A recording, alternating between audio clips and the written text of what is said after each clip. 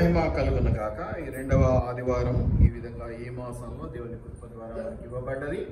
మనమందరము కూడా దీవెనకరంగా ఉండటానికి, వాక్యాన్ని చక్కగా విని ఆదరింపబడటానికి మరి దేవుడు మన పట్ల తన ఆత్మశక్తిని కుమ్మరించి తన కార్యమును చేయను గాక. మరి ఈరోజు మనము పాపము, దోషము, అపరాధము లేదా అక్రమము ఇలాంటి మాటలు జ్ఞాపకం చేసుకుందాం. అవి మనకి ఎంత వరకు ఆత్మీయ స్థితిని మరి పోగొడతాయి, ఎంత వరకు వాటి గురించి మనం బయటపడితే దేవునికి దగ్గరగా జరగలుగుతాము.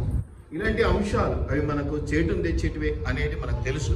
కానీ ఎంత నష్టాన్ని, ఎంత చేటును తెస్తాయి అనేటువంటి అంశాన్ని ఒకసారి జ్ఞాపకం చేసుకుంటే ఎంత దూరం పెట్టాలి అనేది మనకు అర్థమైపోతాం కదా.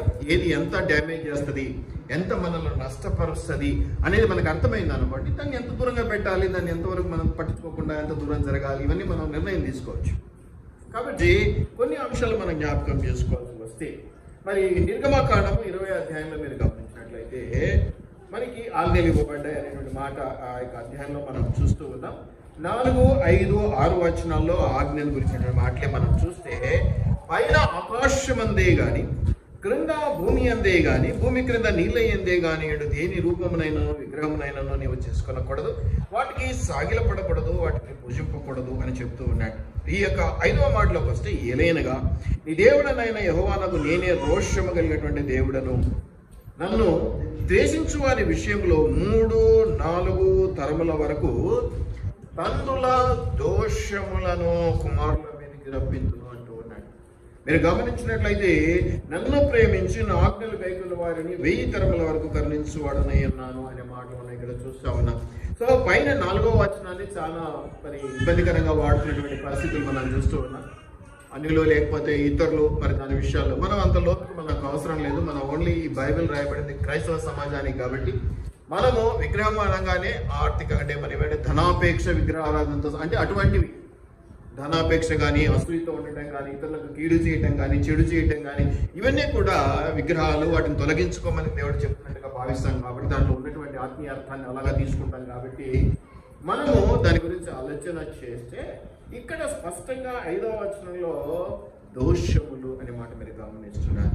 నేను ఈరోజు మీతో 3 అంశాలను జ్ఞాపకం చేస్తాను. 1 పాపము, 2 దోషము, 3 అపరాధము లేదా అక్రమము. ఏదైనా ఇంకా దాంట్లో మనం అది అతిక్రమము, అక్రమము కాకుండా అతిక్రమము అనేటువంటి మాట మనం జ్ఞాపకం చేసుకున్నాం.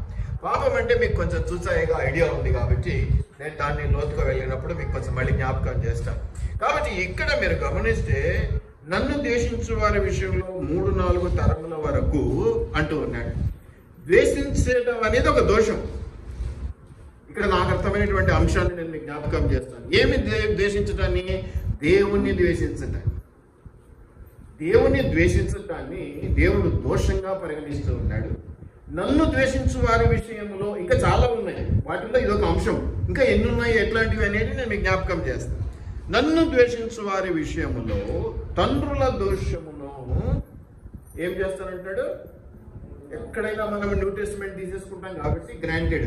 ఏది? కరుణగల దేవుడు, జాలిగల దేవుడు, క్షమించే దేవుడు కాబట్టి ఏం చేసినా నడుస్తుంది, ఏమన్నా నడుస్తుంది, ఎట్లా ఉన్నా నడుస్తుంది అనేది మనకు కాన్సెప్ట్ బాగా తలకెక్కిపోయింది న్యూ టెస్టిమెంట్ లో. కానీ దేవుడు ఎప్పుడు కూడా పాత నిబంధనను కొట్టివేయడానికి రాలేదు, దాన్ని నెరవేర్చడానికే వచ్చానన్నాడు. పాత నిబంధన క్రొత్త నిబంధన యొక్క నీడ అని మనం అనుకుంటూ ఉంటాం. నీడ అది. కాబట్టి పాత నిబంధన ఆ కఠినత్వము కొత్త నిబంధనలో తీసివేసి దాతృత్వం కిందికి, దయాగుణం కిందికి మార్చాడు దేవుడు అనేది మనం గమనిస్తూ ఉంటాం. అది కూడా సత్యమే. దయగల దేవుడుగా యేసు ప్రభుల వారు మన మధ్యలో ఉన్నాడు. తండ్రి యొక్క కోపాన్ని ఆయన సద్వినియోగం చేసుకొని ఇలాగా మన కోసం దాన్ని తగ్గించే ప్రయత్నం చేస్తూ ఉంటాడు అనేది మనకు తెలుసు. అయితే ఇక్కడ మనం గమనించాల్సిన విషయం ఏమిటంటే, ఈడ నన్ను ద్వేషించే వారి విషయంలో, ఇక్కడ ప్రేమించే వారి విషయంలో ఎంత కరుణైనా ఉంటుంది. కానీ ఇప్పుడు నువ్వు నన్ను హేట్ చేస్తున్నావు అని తెలిస్తే నేను ఏ లెవెల్లో హేట్ చేయాలి? హేట్రెడ్లకు వెళ్ళిపోవాలి కదా దూరం. అందుకని దేవుడు ఏమంటాడంటే, తండ్రుల దోషమును. ఓకే, వీటి వరకు కూడా బాగానే ఉంది. నువ్వు తప్పు చేసావు, నీ దోషము, నువ్వు వ్యతిరేకించావు, నీకు ఏదైనా శిక్ష వచ్చిందంటే ఒకవేళ చేశాను కదండి, అనుభవిస్తున్నాను అనుకుంటాం. కొంతమంది అంటారు కదా, ఏం చేశానో అనుభవిస్తున్నాను ఇప్పుడు అంటారు కదా. అయితే ఇక్కడ కొంచెం కఠినంగా ఇంకొంచెం ఎక్కువగా వెళ్ళిపోయాడు దేవుడు. ఏమంటున్నాడు? ఎవరు తండ్రులు వాళ్ళ పిల్లలకి కూడా అంటూ. చాలా జాగ్రత్తగా ఉండాలి కొన్ని విషయాలు. నీవు మంచి చేస్తే అది నీ పిల్లలకు దీవెన, నీవు చెడు చేస్తే అది నీ పిల్లలకు శాపంగా పరిణమిస్తూ ఉంటుంది. మంచి చెడు అన్నది నీ జ్ఞానాన్ని బట్టి కదా. మళ్ళీ చాలా మంది తెలివితేటలు ఎక్కువైపోయి ఏమనుకుంటారంటే ఇది నాకు లేదు అట్లా ఉంటారు. లేదు, దేవుని చిత్తములో ఏది నిన్ను దేనికి వాడబడాలి నువ్వు అనేది దేవుడు చెప్పాడు అనుకో, అట్లాంటి దానికి నా వల్ల నువ్వు అనుకున్నావు అనుకో, అది ఆటోమేటిక్గా దోషం కిందకే, తప్పు కిందకే, ఇబ్బంది కిందకే వస్తా. కాబట్టి తండ్రుల దోషము చాలా జాగ్రత్తగా గమనించాలి. తండ్రుల దోషమును అంటే ఇప్పుడు మీ పేరెంట్స్ నీ మీదకి వస్తే నీది నీ పిల్లలకి వెళ్తుంది. అంటే మధ్యవర్తిగా నువ్వు అటు కావాలా ఇటు కావాలంటే మంచి జీవితాన్ని, దేవునికి ఇష్టమైన జీవితాన్ని, దేవుని చిత్తము తప్పున జరిగించుకోవాల్సిన పరిస్థితులను నువ్వు గమనించాలి. ఎందుకంటే నేను చాలా మంది ఇళ్ళకి వెళ్ళి చూస్తూ ఉంటాను, ఆడిట్లా ఈడిట్లా అని చెప్తూ ఉంటాను. తీరా చూస్తే తప్పు అక్కడే ఉంటుంది, ఎక్కడో మూలం ఉంటుంది చీకటి. కాబట్టి మనం ఏం చెప్తాం, వీళ్ళు ఏం లేదండి మీరు కాస్త బాగుండండి, మంచిగా ఉండండి, మంచి బ్రతకండి చాలు, పిల్లలకు కూడా హ్యాపీగా ఉంటుంది. నిజమే కదా, మన లోకరీత కూడా ఒకటి ఉంది కదా, ఏంటి డిఎన్ఏ ఎఫెక్ట్ ఉంటుంది కదా, జీన్స్ ఉంటాయి కదా. కాబట్టి వీళ్ళు ఏం నవ్వుతే వాళ్ళని నవ్వుతాడు, వీడు ఏం చేస్తాడు ఇది చేస్తాడు, కొంచెం అది పడుతూ ఉంటుంది కదా, ఇన్ఫ్లుయెన్స్ ఉంటుంది కదా. కాబట్టి ఇది మనం జ్ఞాపకం చేసుకోవాలి. తండ్రుల అంటే నేనేమనుకుంటానంటే, ఇంకా తెలివైన వాళ్ళు అయితే తండ్రులు అన్నారు కాబట్టి తల్లులకు ఏం లేదు, తల్లులను దేవుడు క్షమించే దేవుడు కాబట్టి నేనేమంటానంటే ఈ మాట దగ్గర తల్లిదండ్రుల దోషము అని అనుకుంటా. ఎందుకంటే వాక్యంలో ఖచ్చితంగా తండ్రుల దోషం అనే ఉంది, ట్రాన్స్లేషన్ కాబట్టి మనంతా గ్రీకు నుంచి ఎబ్రీ భాష నుంచి ట్రాన్స్లేటెడ్ కాబట్టి మనం ఆత్మీయంగా బలపడడం కోసం, మనకు కావాల్సినటువంటి హెచ్చరిక కోసం తల్లిదండ్రుల దోషము అంటే ఎవరిదైనా సరే దోషం. మరి ఏమిటి దోషము, ఏమిటి పాపము, ఏమిటి అపరాధము? నీ వరకు ఏదైతే జ్ఞానంలో ఉన్నాయో అవే నువ్వు అనుకుంటున్నావా ఇది అపరాధం, ఇది తప్పు, లేకపోతే ఇది ఒప్పు, ఇది ఇట్లా కాదు అని నీ మిడిమిడి జ్ఞానంతో నీకేదైతే నచ్చలేదో తప్పని, నీకేదైతే నచ్చిందో అది మంచిదని నువ్వు అనుకుంటే దానికి నేనేం చేయలేదు, దానికి ఎవరు ఏం చేయలేదు. అది స్పష్టంగా ఏది. ఇప్పుడు నేను ఒక మెసేజ్ పెట్టాను, మనము ఇతరులకు సహాయం చేయడం కోసం మనల్ని మనం తగ్గించుకోవడం ఏ తప్పు కాదు అని. కాబట్టి ఒకరికి సహాయం అవుతుందంటే పౌలు అంటాడు, ఇతరులను రక్షణలో నడిపించడానికి నేను రక్షణ నుంచి పక్క తొలగకుండా తొలుగుతానంటే అసలు తొలిగే అవకాశం ఉందా? అసలు అట్లా ఇష్టపడతాడా పౌలు అంటే భక్తుడు? కానీ ఆ మాట అయితే అన్నాడు ఆయన, ఏమన్నాడు, ఒకవేళ నువ్వు రక్షణలోనికి రావాలంటే నేను తొలగమంటే నేను వెళ్ళిపోతానయ్యా. ఏదో డైలాగ్ ఉంది కదా, అంతా నా వల్లనే అయితే నేను వెళ్ళిపోతాను. దేవుని కృపలో మనం ఉన్నప్పుడు నీకు సహాయకంగా నేను, నాకు సహాయకంగా నువ్వు అంటే దానికి గిరిగీసుకొని ఇదైతేనే అదైతేనంటే, ఇదైతేనే అదైతేనంటే ఎట్టి పరిస్థితులు నీకు ఆశీర్వాదం కాదు. అందుకే చాలా అనారోగ్య సమస్యలు, చాలా ఇరుకులు. ఎందుకంటే ఈ తల్లిదండ్రుల దోషము కిందకి వస్తూ ఉంటుంది ఇది. అందుకే 4 తరాలంటే నేను లెక్కగట్టిన దాదాపు నేను 4వ తరం అనుకుంటే పై తరం మా అమ్మ నాన్న, వాళ్ళ అమ్మ నాన్న, వాళ్ళ అమ్మ నాన్న మొత్తం కలిపితే 30 మంది అవుతారు 4 తరాలు అంటే లెక్కగట్టాను. అంటే ఆ 30 మంది యొక్క దోష ఫలం మన మీద పడతాం. చాలా జాగ్రత్తగా ఉండాలి, ఈజీ కాదు. నేనేదో చెప్పాను నువ్వేదో చేయను అనడం ఏమనుకుంటా మన దృష్టిలో, అడిగాడు నచ్చదు కాదు. ఆ కాదు అనడం వెనక దేవునికి సమాధానం చెప్పుకోవాల్సినటువంటి పరిస్థితులు కూడా కొన్నిసార్లు మనకు వస్తాయి. మనం ఏదైతే చేయలేదో దాని గురించి దేవుడు ప్రశ్నించినప్పుడు, నేను చెడ్డది అనుకున్నాను, నాకు అది నష్టం అనుకున్నాను, నాకు అది నచ్చలేదు, అబ్బే ఇది ఎవరైనా చేస్తారని అనిపించింది అనే మాటలు కుదరవు. అది కూడా నేను నోట్ చేసుకున్నాను, మీకు చెప్తాను. నేను ముందే వచ్చినాను, నా నోటికి ముందే చెప్తాను. దయచేసి జ్ఞాపకం పెట్టుకోండి, తల్లిదండ్రుల దోషమునని నేను ఇక్కడ చదువుతా ఉన్నాను. బైబిల్లో నేను తప్పుపడట్లేదు, అది లేని మాట తెచ్చి కలపట్లేదు, కానీ అది మంచిది, అది ఉపయోగము. ఒక తండ్రే కాదు, తల్లిదండ్రులు, పేరెంట్స్ పిల్లల గురించి చక్కటి మార్గాలలో ఉంచి అది వారికి పిల్లలకి దీవెన. ఆవు చేలో వేస్తే అంతే కదా. మరి మనం మన పిల్లలకు నేర్పించాలి అంటే నేను బెత్తం పట్టుకొని నేనేం చేయకుండా, నేను బైబిల్ చదవకుండా, నేను ప్రార్థించుకోకుండా, లేకపోతే నేనేదో మంచి చేయకుండా నువ్వు చేయి అంటే అవ్వదు కదా. కాబట్టి నేనంటాను తల్లిదండ్రుల దోషం అనే మాట నేను జ్ఞాపకం పెట్టుకోవాలి. సో నీ పిల్లలు దీవించబడాలి, నీ భవిష్యత్తు బాగుండాలి, నీవు దీవించబడాలి అంటే ఖచ్చితంగా ఈ పైనుంచి వచ్చేటువంటి ఆశీర్వాదాలు ఏంటో నన్ను జ్ఞాపకం చేసుకోవాలి. కాబట్టి పాపము, దోషము, అపరాధము లేదా అతిక్రమం అనేది మనం చూస్తాము. ఇక పాపం విషయానికి వస్తే సిన్ అంటాం. సిన్ అంటే పాపము, గ్రీకులో దీన్ని హెమెర్షియా అంటారు. ఈ పాపం అంటే సహజంగా ఏమంటారు, 10 ఆజ్ఞలు పెట్టుకొని నేను వ్యభిచరించలేదు కాబట్టి పాపం చేయాలి, నేను ఇంకేదో దొంగతనం చేయలేదు, ఛాన్స్ రాలే, వస్తే ఎంత చేద్దాము. నరహత్య చేయలేదు అంటే నేను వ్యభిచారం చేయలేదు, లేదా నరహత్య చేయలేదు, దొంగిల పడలేదు, ఇవన్నీ తప్పు కాదు, ఆజ్ఞలు అవి. నేనేమంటానంటే పాపం అంటే ఒక ఒక ఒక చిన్న డెఫినేషన్ ఉంది. దాన్ని ఏదైతే నాకు గమ్యం ఉందో, మార్క్ అక్కడికి వెళ్ళాలి, అది గమ్యం, అది డెస్టినేషన్ ఉందో, దాని నుంచి కొద్దిగా ఇట్లా చూసి మరచానంటే అది పాపం. నా గమ్యం ఏమిటో, నా దేవుడు ఏమిటో, నా ప్రణాళిక ఏంటో, నా రూట్ ఏంటో, దేవుడు దేన్నైతే నిర్ణయించి నాకు ఇచ్చాడో ఈ మార్గంలో నడవమని, దాని నుంచి నేను ఒక అడుగు పక్కకు జరిగినా, ఒక క్షణం నా చూపును పక్కకు తిప్పుకున్నా, దాన్ని ఏమంటారంటే ఇంగ్లీష్లో మిస్సింగ్ ద మార్క్ అంటారు. Sin is nothing but missing the mark. చదువుకున్న వాళ్ళకి మీకు అర్థమైంది. ఒక నాకు మార్క్ ఉంది, అదొకటి గమ్యం ఉన్నది, మిస్సింగ్, దాన్ని నేను కొంచెం ఏమర్చి లేదా కొంచెం పక్కకు తిరిగి దాన్ని కొంచెం నెగ్లెక్ట్ చేస్తా ఉన్నా. That is called sin. Sin అంటే ఏదో పెద్ద శరీరీతిగా ఏదో తప్పు చేస్తే అవి కాదు, అవి తప్పులని నేను అనను, తప్పులు కావని కూడా నేను అను. అంటే మన భాషల్లో మన పరిస్థితుల్లో ఒకటి నేను మీకు జ్ఞాపకం చేయాల్సి వస్తే, ఈవెన్ సెక్స్ ఇస్ ఆల్సో దేవుడు క్రియేట్ చేసింది, అది కూడా పవిత్రమైనది, పరిశుద్ధమైనది, మానవ జాతికి అవసరమైనది. ఎలా వాడుకోవాలో, ఎందుకు వాడుకోవాలో, ఎప్పుడు వాడుకోవాలో తెలిస్తే అది అమూల్యమైనటువంటి ఆశీర్వాదం. కానీ లోకమంతా ఎటో వెళ్ళిపోయింది, హెటరో అయిపోయింది, హోమో అయిపోయింది, లెస్బియన్ అయిపోయింది, రకరకాలుగా ఆడవాడ పెళ్లి చేసుకుంటున్నారు, మగ పెళ్లి చేసుకుంటున్నారు, జంతుజాలాల ఇది కూడా పోతూ ఉన్నారు. కాబట్టి అది చెడ్డదైపోయింది. దేవుడు తన సృష్టిలో చేసిన ప్రతిదీ చూసి ఇది మంచిదని ఆయన, మీరు ఫలించి అభివృద్ధి పొందుడని మొదటే చెప్పినాడు. ఫలించటానికి ఉపయోగించబడినటువంటి కార్యం అది, సృష్టి కార్యం. కాబట్టి అది ఆ మాట వినంగానే చెవులు మూసుకోవటం, ఆ మాట వినంగానే కొత్త సిగ్గుపడటం కాదు. ఆ రోజులు పోయింది. షేర్ చేసుకుంటున్నారు, విపరీతంగా దాని గురించినటువంటి లోతులు తెలుసుకుంటూ ఉన్నారు, షేర్ చేసుకుంటూ ఉన్నారు.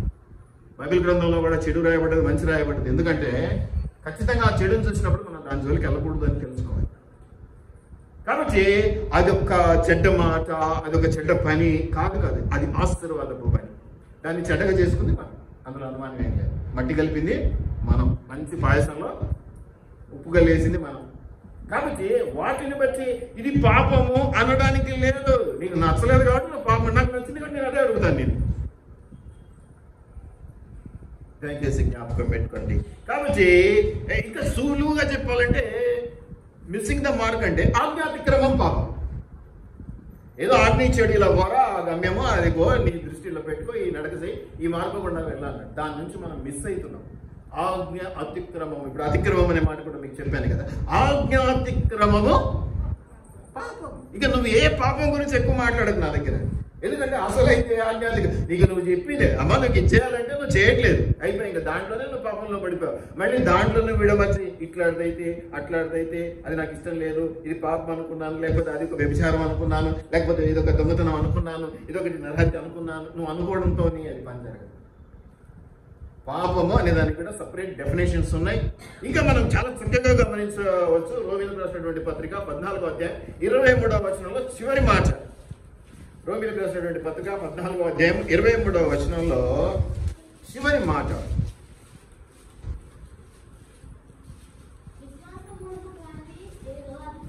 నీవు విశ్వాసం మూలంగా చేయకపోతే అది పాపం అంతే. ఇక నువ్వు పెద్ద పెద్దగా ఉపయోగించకు. వ్యభిచారం గురించి, ధరత్య గురించి, దొంగతనం గురించి, ఇక దేని గురించి నువ్వు ఎక్కువ ఆలోచన చేయక, అవన్నీ అవసరమే. కానీ ఏది ఎప్పుడు ఎలా అనే దాని మీద నువ్వు దాని మీద ధ్యాస పెట్టు. విశ్వాసం మూలము కానిదేదో, ఏదైతే నీకు విశ్వాసం మూలంగా ఇది చేయని దేవుడు చెప్పాడో అది కానిదేదో అది నువ్వు చేస్తే అది పాపం అని చెప్పు.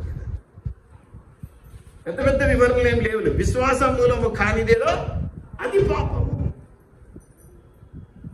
ఏది చేసినా విశ్వాసంతో చెయ్యి. దేవుని సన్నిధిని అడిగి తోడును తీసుకొని చెయ్యి. ఆజ్ఞాతిక్రమము పాపము, విశ్వాసం మూలముగా కానిదేదో అది పాపము. ఈ 10 కమాండ్మెంట్స్ పెట్టుకుందాం, బోర్డు పెట్టుకుందాం, అందులో తప్పేం లేదు. ఇంట్లో బోర్డులు పెట్టుకొని పిల్లలతో చదివిస్తూ ఉంటాం. వ్యభిచరించవద్దు, దొంగతనం చేయవద్దు, అట్లా మనం అన్ని చేస్తూ ఉంటాం, తప్పేం కాదు. కానీ అసలైనది ఏందో దాని యొక్క అభ్యాసం అంటే నేర్చుకోవడం ఏంటో మనకు తెలియాలి. నీకు ఇష్టం లేదు కాబట్టి అది తప్పు నువ్వు అనుకుంటే, అదే పని నాకు ఇష్టం కాబట్టి నేను తప్పు కాదు. ఇప్పుడు ఏదో రీల్స్ లో అక్కడెక్కడ చెప్తారు, 6 ఇట్లా వేసి నీ పక్క నుంచి చూస్తే నువ్వేమంటావు ఇది 9 అంటావు, నా పక్క నుంచి చూస్తే నేనేమంటావు ఇది 6 అంటావు. ఇతరం రైటే, కానీ సర్దుకుంటే ఇతరం ఒకే మాట మీదకి రాగలుగుతాం. నువ్వు ఒప్పుకుంటే ఇతరం ఒకే తాటి మీదకి రాగలుగుతాం. అది ఆశీర్వాదంగా. ఇప్పుడే చెప్పాను కదా, శత్రువులు ఎదుట నాకు భోజనం సిద్ధపరచదు అంటే శత్రువులు చూస్తుంటే మనకు భోజనం పచ్చపక్ష పరిమాణాలు పెట్టి వాళ్ళ కడుపు మండేటట్టు చూపించుకుంటూ తినడానికి కాదు, వాళ్ళతో కలిసి వాళ్ళ బందిలో కూర్చుకొని ఇంకా అవసరమైతే ఒకే ప్లేట్లో కలిసి కూర్చొని తినడం. అది సమాధానానికి గుర్తు, శాంతికి గుర్తు. అది దేవుడు చేసేటువంటి మహత్కార్యం. కాబట్టి పాపం అనగా ఆజ్ఞాతిక్రమం. పాపం ఆజ్ఞాతిక్రమం అంటే అరే బాబు ఇది చెప్పాను ఇది చెయ్యి, అంతేను, చెయ్యవా అది పాపంలో పడిపోయావు. అందుకే కదా మీలో అనేకులు రోగగ్రస్తులై ఉన్నారు. అయ్యా నాకు ఆ పని కావట్లేదు, ఈ పని కావట్లేదు, సంవత్సరాన్ని మొరపెట్టుకున్నా దేవుడు వినడం లేదు. ఎందుకు వినడు? ఏదో అందుగా నీకులో నాకుల మధ్య ఈ పాపం అడ్డుకోడు. ఏమిటి ఆ పాపం అనగానే అయ్యా ఏంటి పాపమా, నేను వ్యభిచరించను, నేను ఆఖరికి మంచినీళ్ళు కూడా అడిగి తాగుతానన్నా, అడగకుండా మంచినీళ్ళు తీసుకున్న తగ్గతన మంచిని భావించేటోడిని నేను. ఇలా అంతా బాగానే ఉంది. మీరు ఆవ గింజలను కొత్తిమీర గింజలను వడకట్టి ఏం మింగుతారంట అంటే మన గురించి మనం చెప్పుకోవాలి గొప్పగా. ఏం మింగుతామంట? సో నీ దృష్టిలో నువ్వు ఒకటి పెట్టుకొని టార్గెట్, ఇది పాపం నేను చేయనని నువ్వు పెట్టుకున్నావు. కానీ నువ్వు చేసేది ఏంటో తెలుసా? అది చిన్న విషయం, దాని పక్కన పెట్టి నువ్వేం చేస్తున్నావు అంతకంటే పెద్దవి నీ కంట్లో దూలం పెట్టుకొని పక్కడి కంట్లో నలుసు తీసే ప్రయత్నం లాగా అన్నమాట ఇది. కాబట్టి ఏనుగులను అమ్మా ఇంకా ఏదో పెద్ద పెద్దవి చెప్తారు దేవుడు, వంచెలు ఏనుగులు మీకంట. నువ్వు చేయాల్సింది ఇది, నువ్వు చేయి. నువ్వు దానికోసమే పిలువబడ్డావు, టాయిలెట్స్ క్లీన్ చేయడానికే పిలువబడ్డావు. జస్ట్ చేయాల్సిందే. నాకు ఆశీర్వాదం, అందుకే నేనే క్లీన్ చేస్తాను. దయచేసి జ్ఞాపకం పెట్టుకోండి. పాపము అనగానే పెద్ద పెద్ద స్కెచ్లు వేసుకొని నేను అది చేయలేదు. అది కదా శాస్త్రుడు పరిసేయుడు ఇద్దరు వెళ్ళారు. పరిసేయుడేమో 3 రోజులు ఉపవాసం ఉంటా, కానుకలు వేస్తా, దశమ భాగాలు వేస్తా, అన్నీ వేస్తా అని అన్నాడు. మరి సమరేయుడు ఏం చేసినాడు? తల ఎత్తాలంటే కూడా వణుకు పుట్టింది. తల ఎత్తడానికైనా నువ్వు ధైర్యము చాలక ప్రభువా పాపినైనా నన్ను కరుణించమని ప్రార్థించినాడు. ఇద్దరు బయటికెళ్ళాక దేవుడు వాక్యం చెప్పాడు. ఏం చెప్పాడు? ఎవరు దేవుని సన్నిధిని పొందుకొని దీవించబడి వెళ్ళారు? ఎవరు? సమరేయుడు. మరి వీడు రోజంతా ఉపవాసాలు చేసినాడు, దశమ భాగాలు ఇచ్చినాడు, కృతజ్ఞతార్పణలు ఇచ్చినాడు, నేను ధర్మశాస్త్ర ప్రకారం నడుచుకోండి అన్నాడు. సమరేయుడేమో నేను ఏమీ చేయలేకపోయినా, నేను పాపిని, నేను చేసిన నాకు తప్పు అయిపోయింది, నన్ను క్షమించాలి. కాబట్టి నువ్వు ఏదైతే తప్పు అనుకుంటున్నావో అది తప్పు కాకపోవచ్చు, నువ్వు ఏదైతే పాపం అనుకుంటున్నావో అది పాపం కావచ్చు. దయచేసి అనలైజ్ చేసుకునేటప్పుడు, రీజనింగ్ చూసేటప్పుడు దేవుని దృష్టితో చూడాలని నా మనవి. మనుషుల బలహీనలు, ఆత్మసిద్ధమే కానీ శరీరము. దయచేసి వీటినన్నింటి మనం జ్ఞాపకం పెట్టుకోవాలి. అసలు ఎక్కడండి ఏంటి పాపము? అజ్ఞాతిక్రమం పాపం అన్నాడు. మనకు అందరికి బాగా మొదటి 3 అధ్యాయాల్లోనే బాగా తెలిసిపోయింది కదా. ఎక్కడొచ్చిందండి పాపము? గట్టిగా చెప్పండి, రైట్గా చెప్తున్నా.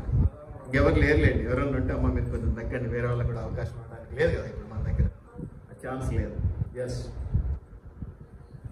ఇదేను తోట, ఎంతో ఇష్టమైన తోట. దేవుడు తన ప్రణాళిక చొప్పున రోజు సాయంకాలం వచ్చి అట్లా విహారానికి వెళ్తూ ఉన్నాడు. ఎవరి తోట తీసుకొని, ఎవరితో కలిసి. అటువంటి చోట పడింది విత్తనం. దేనికి పడి విత్తనం పడేది? పండు తిన్న విత్తనం. ఏంటి ఆ పండు తినడం వల్ల ఏమైనా జరిగిందా? ఏం లేదు. ఏంటి? ఆజ్ఞాతిక్రమం. ఇది అయితే చేయొద్దు, ఇది తినొద్దు అన్నాడు దేవుడు, దాన్ని తిన్నారు అంతే. That's all. ఇక్కడ సమస్య పండు కాదు, సమస్య మాట వినకపోవటం. నేను ఏది చెప్పానో అది నువ్వు వినకపోవటం, అది సమస్య. వింటే ఆశీర్వాదం, వింటే ఆశీర్వాదం, వినకపోతే అంతే. దాన్ని మనం నోట పలకలేం, కానీ వినకపోతే అనారోగ్య సమస్యలు, ఇంకా ఆత్మీయ సమస్యలు, డబ్బు సమస్యలు, ఏదో ఏంటో చెప్పలేము. ఒక్కటి కాదు, చితికిపోయిన కుటుంబాలను ఎన్నో చూస్తాం. మాట విని కట్టుకుంటూ వచ్చినటువంటి కుటుంబాలు మాట వినక, అది కాపరి మాట అనడం లేదు, దేవుని మాట కూడా. దేవుని మాటనే మనకు ప్రధానమైనటువంటి అంశం. కాపరి ఓన్లీ మధ్యవర్తి మాత్రమే. ఇది నాకు అనిపించిందమ్మా అని చెప్తాడు అంతవరకు. ఇలా అనిపించింది మీ గురించి ప్రార్థన చేస్తే మీ ఇష్టం అన్నమాట. దయచేసి వీటిని జ్ఞాపకం పెట్టుకోండి. మరి దోషం ఎప్పుడు వచ్చిందండి? పాపం ఏదైనా తోటలో వచ్చింది, మాట వినలేదు కాబట్టి పండు తిన్నారు. బాగానే ఉంది, మంచిగా చెప్పినారు, వెరీ గుడ్. దోషం చెప్పండి. Yes, right, very good, very good, very good, very good, very good. 4:13, 4వ అధ్యాయం 13.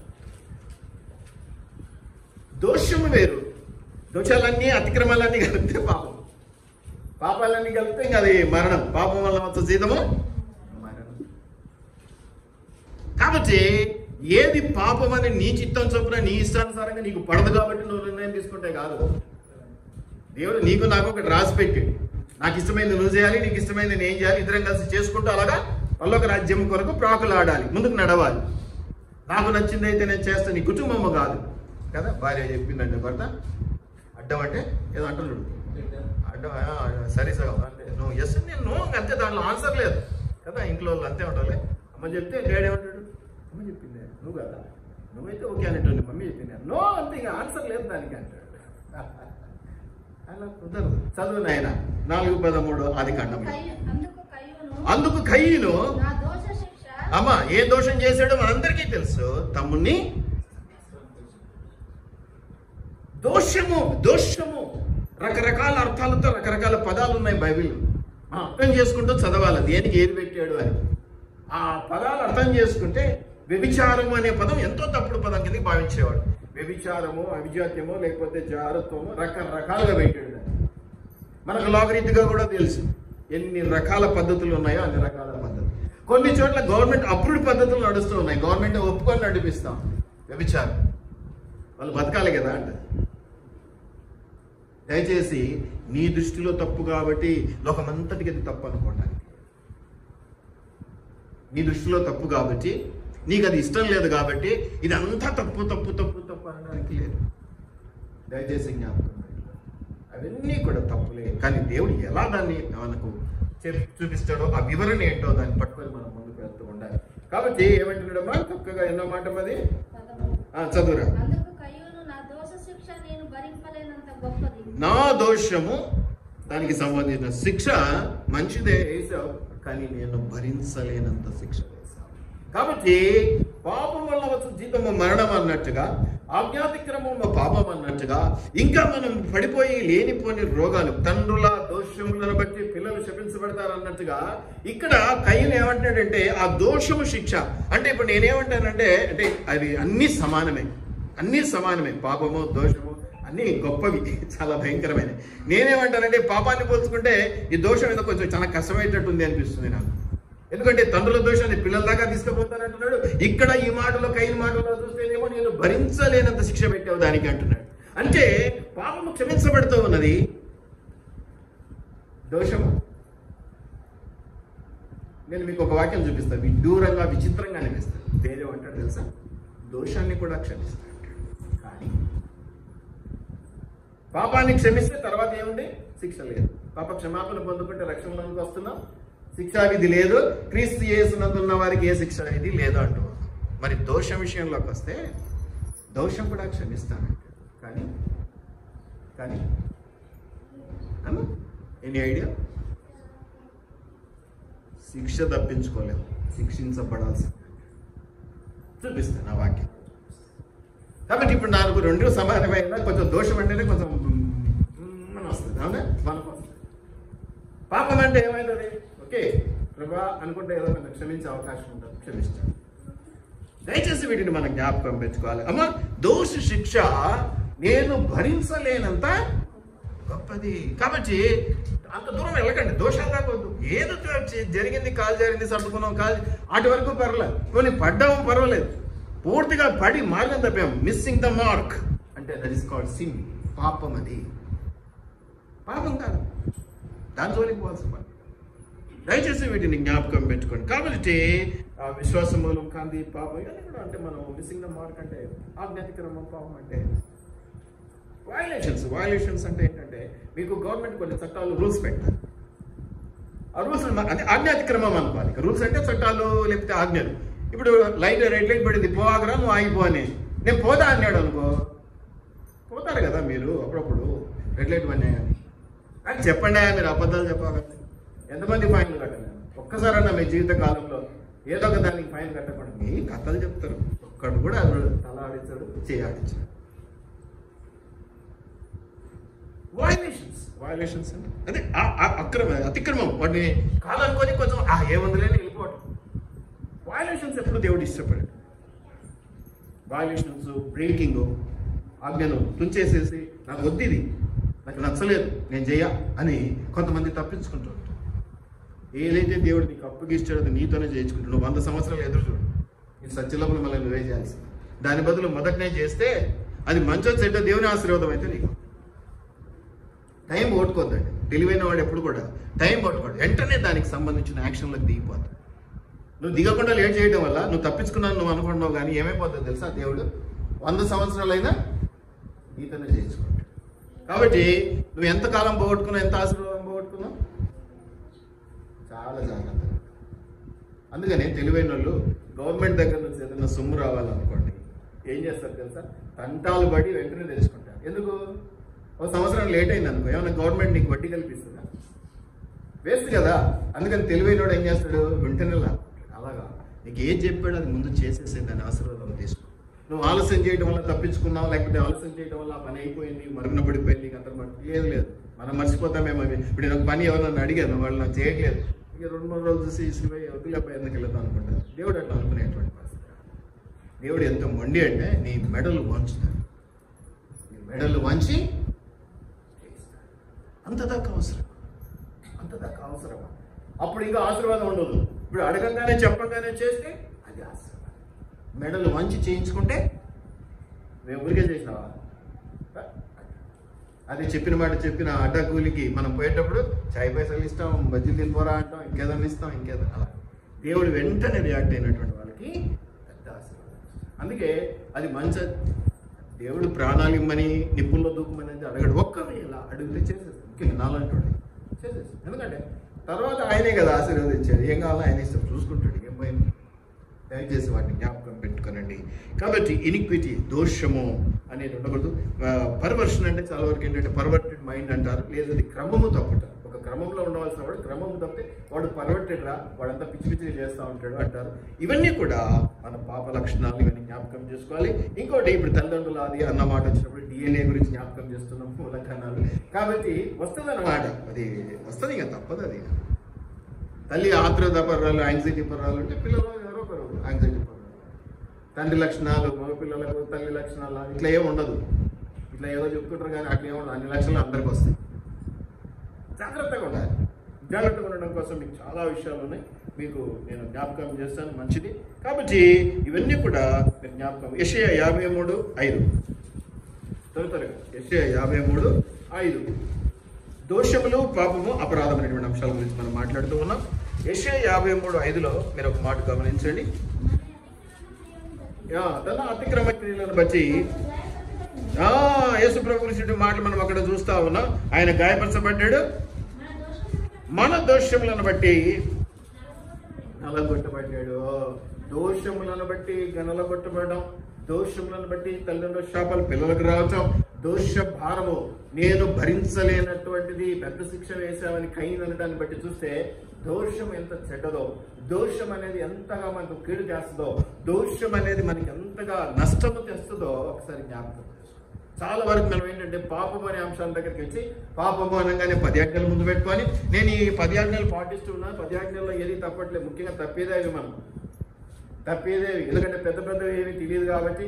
నరహత్య అంటే కాదా, మన చేత ఆడవుతుంది కాబట్టి నేను నరహత్య చేయలేదు, ఎవరు చూడకుండా ఉంటే బాగుండు, చూస్తున్నారు కాబట్టి నేను దొంగతనం చేయలేను కాబట్టి నేను దొంగను కాదు, ఇలా అనుకొని సాటిస్ఫై అవుతుంటాం. అది కాదు లెక్క, అది కాదు లెక్క. దేవుడు వాటిని కాదు చూసేది.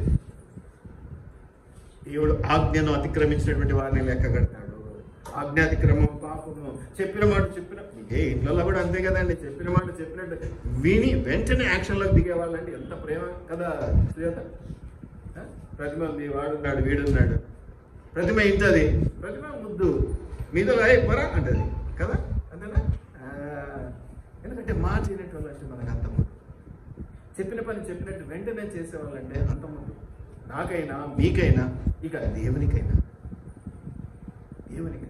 కాబట్టి పాపము, ఆజ్ఞాతిక్రమము పాపము, విశ్వాసం మూలము కానిదేదో పాపము, చెప్పిన మాట వినకపోవటం పాపము, లోబడనోళ్ళని ప్రజలుగా ఉండటం పాపము. అయితే ఈ పాపంలో వెంచినటువంటిది అనేక పాపాలు కలిగితే దోషం అవుతుందో ఏంటో. ఆ దోషం పవర్ఫుల్ అనేది చాలా ఇబ్బందికరంగా కనిపిస్తుంటది. దోషం అనేది తల్లిదండ్రుల దోషం పిల్లల దాకా వస్తుందట. అంతేకాకుండా ఆ శ్రమ ఎట్లుంటుందంటే భరించలేనటువంటిదిగా ఉంటుందట. ఇక్కడ చదువుకున్న మాట అయితే ఎట్లుంటుందట, నలం కొట్టబడతామంట, వెలుగొట్టబడతామంట. ప్లీజ్ టేక్ కేర్ ఆఫ్ దోషం. దోషం అంటే సిన్, పాపము సిన్ను. దోషం అంటే fault. Take care of your faults. అపరాధం అంటే దానికి ఇంగ్లీష్ పదం గిల్ట్. సో ఇది జ్ఞాపకం పెట్టుకోవాలి. దయచేసి వీటినన్నింటి మనం చూద్దాం. మంచి మాట ఉన్నది కాబట్టి వాటిని జ్ఞాపకం చేస్తారు. కీర్తనలు 66:18 కూడా చూడండి. కీర్తనలు 66:18 కూడా ఒక మాట చూద్దాం. 66:18 కూడా ఒక మాట. నా హృదయంలో నేను పాపమును లక్ష్యము చేసిన యెడల ప్రభువు నా మనవి వినకపోవును. చాలా మంది రోజుల తరబడి ప్రార్థన చేస్తూ ఉంటారు, కానీ పాపము లక్ష్యము చేసిన యెడల నీ మనవి దేవుడు ఆలకిస్తాడు. అంటే నా మనవి ఆలకిస్తాడంటే నేను పాపిని కాదని కాదు అక్కడ అర్థం. బట్ చాయిస్ ఎక్కువ పాళ్ళు పాపుల మనవి దేవుడు పాపము లక్ష్యం చేసేవాడు. మరి పాపం అనగా ఏంటిది? నేను వ్యభిచరించలేదు, నేను దంపది అంతే కదా, అంతేనా? డోంట్ వరీ అంటే అవి చేద్దాం. డోంట్ వరీ అన్నానంటే అవి చేద్దామని కాదు నా ఉద్దేశం. మళ్ళీ తప్పుడు అర్థం తీసు. వాటికంటే ప్రధానమైనటువంటి కొన్ని ఉన్నాయి.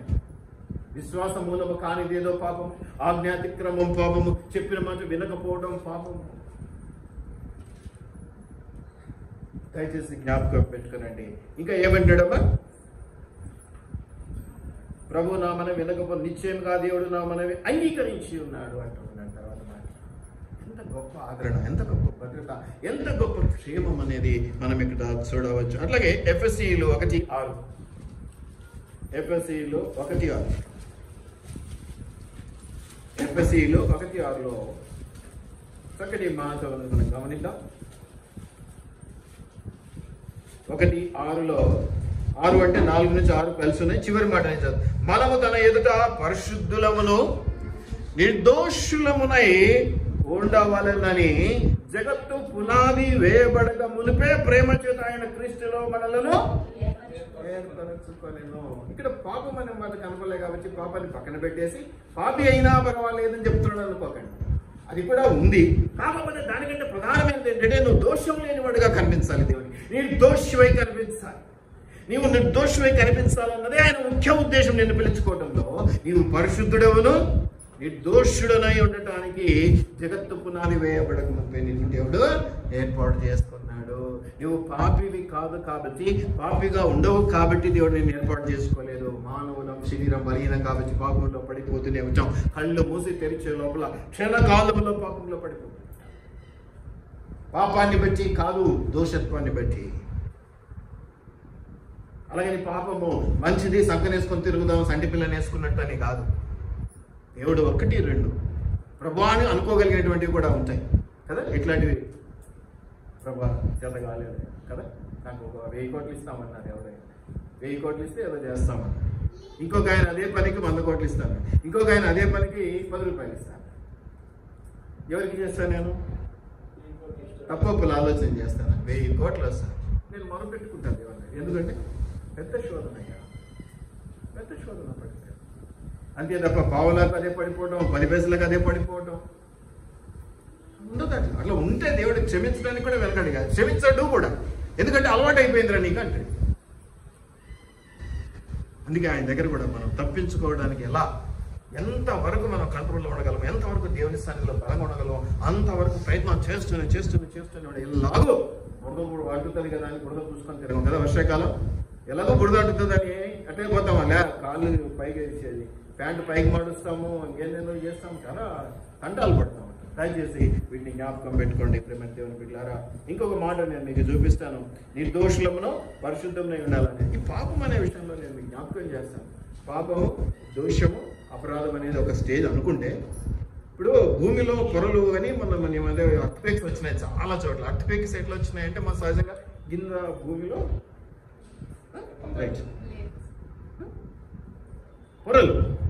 పొరలు కదులుతున్నాయి. పొరలు కదిలినప్పుడు అర్త్క్వేక్ వస్తాయి. అసలు ఈ పొరలు ఎట్లా ఏర్పడ్డాయి? ఒకేసారి వస్తాయా? లేదు. ఈ రాయి మీద రాయి ఇట్లా వచ్చి దీని మీద ఒకటి వచ్చి దీని మీద ఒకటి అలా పెద్దగా అయిపోతుంది. మందని పొరలుగా వచ్చి అట్టుకొని. అట్లాగా పాపం మీద పాపం, పాపం మీద పాపం వచ్చి పొరలు పొరలుగా శిలాజం లాగా ఒక్కసారి అది చిన్న పతల పొరగా ఉన్నప్పుడు పలగొట్టడం చాలా సులువు. ఒకదాని మీద ఒకటి వచ్చి చేరి ఇంత మందమైన తర్వాత నువ్వు పలగొట్టలేదు. అందుకని పాపం అంటే శిలాజాలు పొరలు పొరలుగా ఏర్పడి అది దోషమై ఉండే అవకాశం ఉందని నేను రాస్తున్నాను. ఎందుకంటే దోషానికి చాలా పెద్ద పనిష్మెంట్ చెప్తా ఉన్నాడు దేవుడు. పాపం ఏమో మనకందరికీ తెలుసు, ఈజీ, సులువుగా పాపినైనా నన్ను కరుణించమంటే రక్షించబడుతుంది. అలాగని పాపం మంచిదని నేను చెప్పట్లా, పామే ఏదైనా కూడా. అయితే ఈ దోషం అనేది పాము కాదు. ఏంది ఏంది ఇంకా పెద్ద పాము కంటే పెద్ద చూస్తావు. అనకొండ విన్నారు ఎప్పుడైనా? అనకొండ పేరు వినలేదా? కొండ సిల్వాల ఇంకా పెద్దదే అనకొండ. ఈ దోషం అనేది ఆ టైప్ అని నేను అనుకుంటాను, మింగిపడేస్తుంది. అందుకనే తండ్రుల విషయంలో పిల్లల మీదకి తెస్తా అంటాడు, కైలాగా ప్రభావ భారం భరించలేకపోతున్నా అంటున్నాడు. యేసు ప్రభు విషయంలోనే నల్లగొట్టబెట్టడం అనేది జరిగింది అనేది మనం చూస్తా ఉన్నాం. సో దోషం అనే దానికి చాలా జరుగుతుంది. అనకొండ అంటే తెలుసు కదా, పెద్ద పాపం. ఇంత ఇది లావు, ఇది పొడు, ఊరంత ఉంటుందో ఏమో మనకు తెలియదు. ఆ బొమ్మల్లో చూడదు. దయచేసి జ్ఞాపకం, మింగి పడేస్తుంది నిన్ను, నీ జీవితాన్ని గొప్ప స్మాష్ అవుట్ చేసి పడేస్తుంది. దాని వెళ్ళాల్సింది. దయచేసి జ్ఞాపకం పెట్టుకోనండి. దీనివల్ల నేనంటే నా కొత్తలో నాకున్న ఒక ఐడియా ఏంటంటే, వీటన్నిటిని బట్టి ఈ పాపం వరకు దేవుడు క్షమిస్తాడు. మనం చేస్తూ ఉంటాం, పోతూ ఉంటాం, పడుతూ ఉంటాం, లేస్తూ ఉంటాం, కడుక్కుంటూ ఉంటాం, బుద్ధ చేసుకుంటూ ఉంటాం, చిన్నపిల్లాడి లక్షణం లాగా అయిపోతాం. ఈ దోషం దగ్గరికి వచ్చేసరికి చీకటి శక్తులకు పట్టు దొరుకుతుంది. అందుకే వాళ్ళు ఎక్కువగా బాధించబడుతూ ఉంటారు. నాకున్న చిన్నపాటి ఎక్స్పీరియన్స్తో నేను గమనించినవి నా లైఫ్లో, నా ఫీల్డ్లో, పాపము వల్ల వచ్చే జీతం మరణం, అందులో అనుమానం లేదు. అది కూడా పెద్ద ప్రాబ్లమే, చిన్నదైతే కాదు. కానీ ఇది ఇంకా చాలా పెద్దదిగా కనిపిస్తుంది. చీకటి శక్తులకు, దురాత్మ శక్తులకు. ఎందుకంటే దోషంతో నింపబడేటువంటి పరిస్థితి. పాపం కడిగి వేయబడుతుంది, క్రీస్తు రక్తం చేత కడగబడ్డ పరిస్థితి. దోషం వచ్చేసరికి ఏంటంటే మింగివేసే పరిస్థితి. కాబట్టి ఏమైపోతుంది తెలుసా? దురాత్మ శక్తులకు హోల్డ్ అంటే పట్టు దొరికించినట్టు అయిపోతుంది. నీ మీద వాటి ప్రభావం పెరిగిపోతూ ఉంటుంది, వాటి పట్టు పెరిగిపోతూ ఉంటుంది. మరి ఎంత వెళ్ళబడినా ఎందుకంటే మంచి పట్టించాడు, పట్టు పొరపేసి కూర్చోబెట్టుకున్నాడు, మంచి నీళ్ళ బదులు టీ ఇస్తున్నాడు రోజు, నాకు నేను ఎందుకు పోతా అంటది. మీరు విన్నారు ఎప్పుడన్నా ఇటువంటి డైలాగులు? ఇవే జరుగుతుంది. దయచేసి జ్ఞాపకం పెట్టుకోనండి.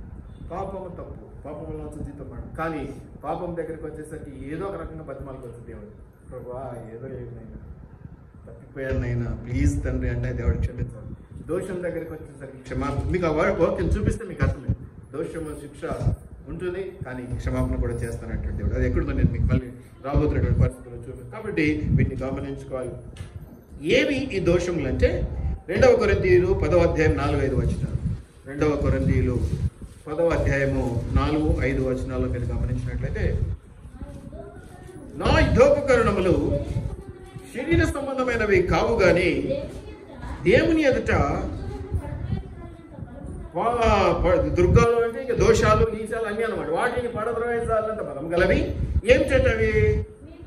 మేము వితర్కములను, దేవుని గురించిన జ్ఞానమును అడ్డగించిన ప్రతి ఆటంకమును పడద్రోసి. ఇవి దోషాలు. వితర్కాలు, ఏమంటారు, వాదోపవాదములు పెట్టుకోవద్దు. నువ్వు ఎంతగా తలంచుకొని ఎస్ అంటావో అంతగా దీవించుకున్నావు. వాద ప్రతివాదములు పెట్టుకోవడానికి ఇది కోర్టు కాదు. ఆల్రెడీ సింగిల్ టైం అంటే అది ఆయనదే, ఆయన వైపే. ఆయన ఏం చెప్తే అది ఎస్ అనడమే. దేవుని గురించినటువంటి విషయాల్లో తర్కాలు, వితర్కాలు పనికిరా. అంతేకాకుండా ఇంకేంటంటే ఇంకేదో చాలా పెద్ద దేవుని గురించిన జ్ఞానమును, దేవుని గురించిన జ్ఞానము ఏంటంటే అమ్మా, ఏంటంటే అవి ఇవన్నీ ఏం చేస్తాయి తెలుసా? ఈ వాద ప్రతివాదములు, దేవుని జ్ఞానాన్ని అడిగి ఇవన్నీ ఏం చేస్తాయి తెలుసా? నిన్ను కాపాడవు, కానీ ఇంకొకరిని కాపాడు. అంతే కదా. దేవుని గురించిన వ్యతిరేక జ్ఞానం నిన్నెందుకు కాపాడుతుంది? దేవుని జ్ఞానం నిన్ను కాపాడుతుంది. మరి దేవునికి వ్యతిరేకమైన జ్ఞానం కూడా ఎవరిలో కాపాడుతుంది? సాధారణ అనేవాళ్ళు పాపం, సిన్. పాపానికి ప్రొటెక్షన్, భద్రత ఇచ్చేది ఏంటో తెలుసా? దేవునికి వ్యతిరేకమైన జ్ఞానం. దేవునికి వ్యతిరేకమైన జ్ఞానం. కాబట్టి దాని పవర్ దానికే ఉంటుంది. మనం దాన్ని చెక్ చేసుకోవాలి ఏది ఏమిటి అనేది. ఇంకా మనం జ్ఞాపకం చేసుకుంటే ఇంకా ఇది చాలా ఈజీగా ఉంటుంది. కొంతమంది చెప్తే వినరు. ఒక ఆయన చాలా తప్పిదాలు చేస్తాడు. ఒక ఆయన్ని ప్రేమించి ఆయన సహోదరుడిగా భావించి బాబు ఇది తప్పు అని హెచ్చరించాడు. ఆయనకి జ్ఞానం ఉంది, బాబు దేవుని జ్ఞానం ఉంది, బైబిల్ జ్ఞానం ఉంది బాగా. నేను బాగా ఎదుగుతుంటే, నేను బాగా సంపాదించుకుంటుంటే, నేను బాగా వాక్యం చెప్తున్నాను 10 చోట్లకు పోతుంటే నీకు అసూయ వచ్చి నన్ను తిడుతున్నావు, నిన్ను అసూయతో నింపబడ్డావు, అందుకే నన్ను తప్పులు పడుతున్నావు, నీ మీద సౌలు ఆత్మ అయిపో. ఈయన నా దగ్గర వచ్చి మొత్తుకున్నాడు. ఇదేంటి వాడు తప్పు చేస్తుంటే చెప్తే నా దగ్గర అసూయ ఆత్మ ఉందంటాడు ఏంటి? ఇప్పుడు నన్ను వాడు ఇరికిచ్చాడు, ఇప్పుడు నేను చెప్పలేను వాడికి. ఇంకా పోనీ ఇంకా దేవుడే చూసుకుంటాడు, వదిలేసాను. దేవుడు ఉన్నాడులే, ఎందుకు నాకు ఏం చెప్తాను, దేవుడు చూసుకుంటాడు. కాపర్లను కూడా ఇలాంటి మాటలు అనేవాళ్ళని నేను చూస్తాను. కాపర్లను కూడా ఇలా దేవుడు ఉన్నాడు, దేవుడు చూసుకుంటాడు. ఇంకా కొంచెం దేవుడితో సనం ఉంటే నీకేం తెలుసు, దేవుడు నన్ను అన్ని క్షమిస్తాడు, అర్థం చేసుకుంటాడు దేవుడు. పెద్ద ఏదో చిన్నప్పటి నుంచి ఆయన పుట్టింది చేసేది దౌర్భాగ్యం పని, మళ్ళీ దేవుడే అర్థం చేసుకుంటాడు. ఇలాంటి డైలాగులు ఎట్లుంటాయంటే దేవుని జ్ఞానాన్ని వెకిలిగా ఉపయోగించడం. వీళ్ళంతా దోషం టీంలోకి వచ్చేస్తారు. అది ఎంత భయంకరమైనదో మీకు 2-3 వచనాలు స్టార్టింగ్లో నేను చూపించిన. ఆ దోష భారం అనేది ఎట్లుంటుందంటే ఇక దాని నుంచి తప్పించుకోలేము. ఎలా ఇరుక్కొని పోయినట్టు నలిగిపోతాం, బండరాళ్ళ మధ్య ఇరుక్కుపోయినట్టు. నువ్వు తోసుకొని బయటికి రాలేవు, ఇంకొక తీయటానికి కూడా వీలుగా తీసినా అట్లా ప్రయత్నం చేసినా నువ్వే డ్యామేజ్ అవుతావు. కొంతమంది బండరాళ్ళ సందులో ఇరుక్కొని ఇబ్బంది పడుతుంటారు. చూసారు, దయచేసి జ్ఞాపకం పెట్టుకోండి, దోషం అనేది అంత చెడ్డది. నువ్వేమనుకున్నావు, 10 ఆజ్ఞలు ముందు పెట్టుకుని ఇవే పెద్దవి అనుకున్నావు. అంతకంటే పెద్దగా అనకొండలు ఉన్నాయి. వాటిని దాటుకొని దేవుని సన్నిధిలో బలపడాలి. ఇంకా ఏమంటాడు చూడండి, ఇంకొక మాట, దేవునికి తెలియదా, నీకే తెలుసునా? దేవునికి తెలియదా? అది చెప్పాలనుకుంటే నువ్వే చెప్పాలా? నాకు చెప్పలేడా దేవుడు? నేను ఆయన చిన్నప్పటి నుంచి ఫ్రెండ్స్ కాదా, నేను కాపర్ని కాదా, నేను విశ్వాసిని కాదా, నేను ప్రార్థన చేసుకోవట్లేదా? ఇట్లాంటివి వింటూ ఉంటాం కాపర్లు. ఏమని మనకి మనం ఏం చేస్తాం వాడిని. ఇంకా చాలా ఉంటాయి. ఇంకా ఎస్కేపిజంలోకి వచ్చేసరికి అవునన్నా చేసినాం, దేవుడు కరుణామయుడు, దయగలవాడు, సరిగల దేవుడు. ఇంకా అడ్డంగా వచ్చిందన్న నన్నే వాడు సమత చేయట్లే, అట్లాగే వాడు పవర్గాడు చేయట్లా, అందరూ చేస్తానులే, నేనే దొరికినా నీకు. అట్టోళ్ళకి ఏం చెప్పలేము, వద్దు, వితర్కములలోనికి పోవాలి. దేవుని జ్ఞానాన్ని అడ్డగించేంత స్టేజ్ వాళ్ళకి ఉన్నప్పుడు నువ్వే ఏం చెప్తావు? ఆయనకి దేవుడే చూసుకుంటాడు. నువ్వేం చేయలేవు. వాళ్ళు బాగుపరచడం అనేది బాగుపరచబడాలి అని ఉంటేనే పని. నువ్వు నాకు ఏదైనా చెయ్యాలని ఉంటే నేను నీకు సపోర్ట్ చేసి ఇలా కాదు ఇలా చేసుకున్నావు ఇలా చేసుకున్నావు, నీకు చెయ్యాలనే లేదు చేద్దామా, ఏం చేస్తాను చెప్పు, అంతేనా కాదు? దయచేసి జ్ఞాపకం పెట్టి ఆశ ఆసక్తి నీలో ఉంటే ఒక్కటే డైలాగ్ ఏమంటాడు దేవుడు, ఆశగా ఉన్న ప్రాణాన్ని సాటిస్ఫై చేస్తాడు. నీకు ముందు ఆశ పుట్టాలి, నేను చెయ్యాలి ఏదో ఒకటి అనేది పుడితే ఎలా చేయాలో, ఎప్పుడు చేయాలో, ఏ పరిస్థితులు చేయాలో, ఎంత చేయాలో దేవుడు నిర్ణయించి నేను బలపరిచి నడిపిస్తాడు. అసలు చేయాలన్న ఉద్దేశం నీకు లేకపోతే బలవంతంగా నీటి దగ్గరికి గుర్రాన్ని తీసుకెళ్ళగలం. కానీ ఒకటి ఉంది, ఒక ప్రావర్బ్ ఉంది, గుర్రాన్ని బలవంతంగా నీటి కొండ దగ్గరికి తీసుకెళ్ళగలం, లాక్కొని వెళ్ళగలం, కానీ నీళ్లు తాగేటట్టు చేయలేమంట. ఆ నీళ్లు తాగటం అనేది దానంతకదే పుట్టాలి, దానికి దాహం పుట్టి అదే తాగాలి. అట్లాగా నేను ఎంత చెప్పినా మీకు పుట్టాలని మీరు ఆలోచించాలి, మీరు ముందడుగులు వేయాలి. దానికి సంబంధించిన ఆశలు కానీ లేదా దీవెనలు కానీ ఎలా సంపాదించుకోవచ్చు అనేది నేను చెప్తాను. ఒక సీనియర్గా, పాస్టర్ అని కాకపోయినా ఒక సీనియర్గా ఇలా కాదు, ఇలా చేస్తే ఇలా వస్తుంది, ఇలా చేస్తే బాగుంటుంది, ఇలా జరిగినాయి, ఇలాంటి సాక్ష్యాలు ఉన్నాయి, ఇలాంటి సాక్ష్యాల ద్వారా మనం బలపరచబడతాం అని మనం జ్ఞాపకం దయచేసి వీటన్నిటిని జ్ఞాపకం చేసుకోండి. కాబట్టి క్రీస్తుకు మించిన జ్ఞానాన్ని ప్రదర్శించాలని కొంతమంది ప్రయత్నం చేస్తూ ఉంటారు. ఇది కదా, అదెందుకు, ఇది దేవుడు అడుగుతాడా, ఇది దేవుడు ఇంత చేయమంటాడా, ఇలాంటివి కొన్ని ఉంటాయి, వాళ్ళు వదిలేయండి. కొన్నిసార్లు దేవుడు పర్మిషన్ ఇచ్చినా దానికి సంబంధించిన దోష శిక్ష అంటారు. దోష శిక్ష అంటే ఫర్ ఎగ్జాంపుల్ దావీదును మొదట్లోనే ఆపిండొచ్చు బెర్షెబా విషయంలో. అసలు యుద్ధం ఉందిరా నాయన అంటే యుద్ధానికి పోకుండా ఈయన స్నానం చేసి టవల్ కట్టుకొని పైన ప్రచారం చేస్తున్నాడు దావీదన్న. సో అది జరిగిపోయింది. బెర్షెబా కథ అంతా మీకు తెలుసు. చూశాడు, మోహించాడు, నాకు నచ్చింది అనుకున్నాడు, అంతవరకు బాగానే ఉంది. అది కూడా దేవుడు తప్పు పట్ల. కానీ దాంట్లో నుంచి 3 అంశాలు మనకు. 1 వ్యభిచారం, 2 మోసము, 3 హత్య. అదే దేవుడు తర్వాత ఆ యొక్క ప్రవక్తను పంపించిన తర్వాత నన్ను అడిగితే ఇంకా ఎంతమంది రాజుల భార్యలు నేను తెచ్చి అప్పగించకపోతాను, ఇంకా ఎంత చేయకపోదు నేను దావీదుకు, నన్ను అడగాలి కదా. తప్పైనా ఒప్పైనా అడగడం అనేది నేను అందుకే చెప్తాను. దేవుడు చిత్తం అంటే జరిగిస్తాడు, చిత్తం లేకపోతే మనం బలవంత పెట్టదు. ప్రభావ నీ చిత్తం కాదు, ఓకే దట్స్ ఆల్, నాకు ఆశీర్వాదం. జరిగిన ఆశీర్వాదం, జరగకపోతే ఇంకా నేను ఒక ఆశ పెట్టుకున్నాను, జరిగితే నాకు సంతోషం, జరగకపోతే దేవుని చిత్తం, బాధపడ్డాను. చూడండి, మీరు గమనించండి దాని యొక్క పర్యవసానం. తల్లిదండ్రుల దోషము పిల్లల మీద కన్నాను కదా. అమ్నోను ఉన్నాడు కదా, ఇప్పుడు ఈయన వ్యభిచారం చేశాడు కదా. అమ్నోను కథ తెలుసా? దావీదు కుమారుడు అండి.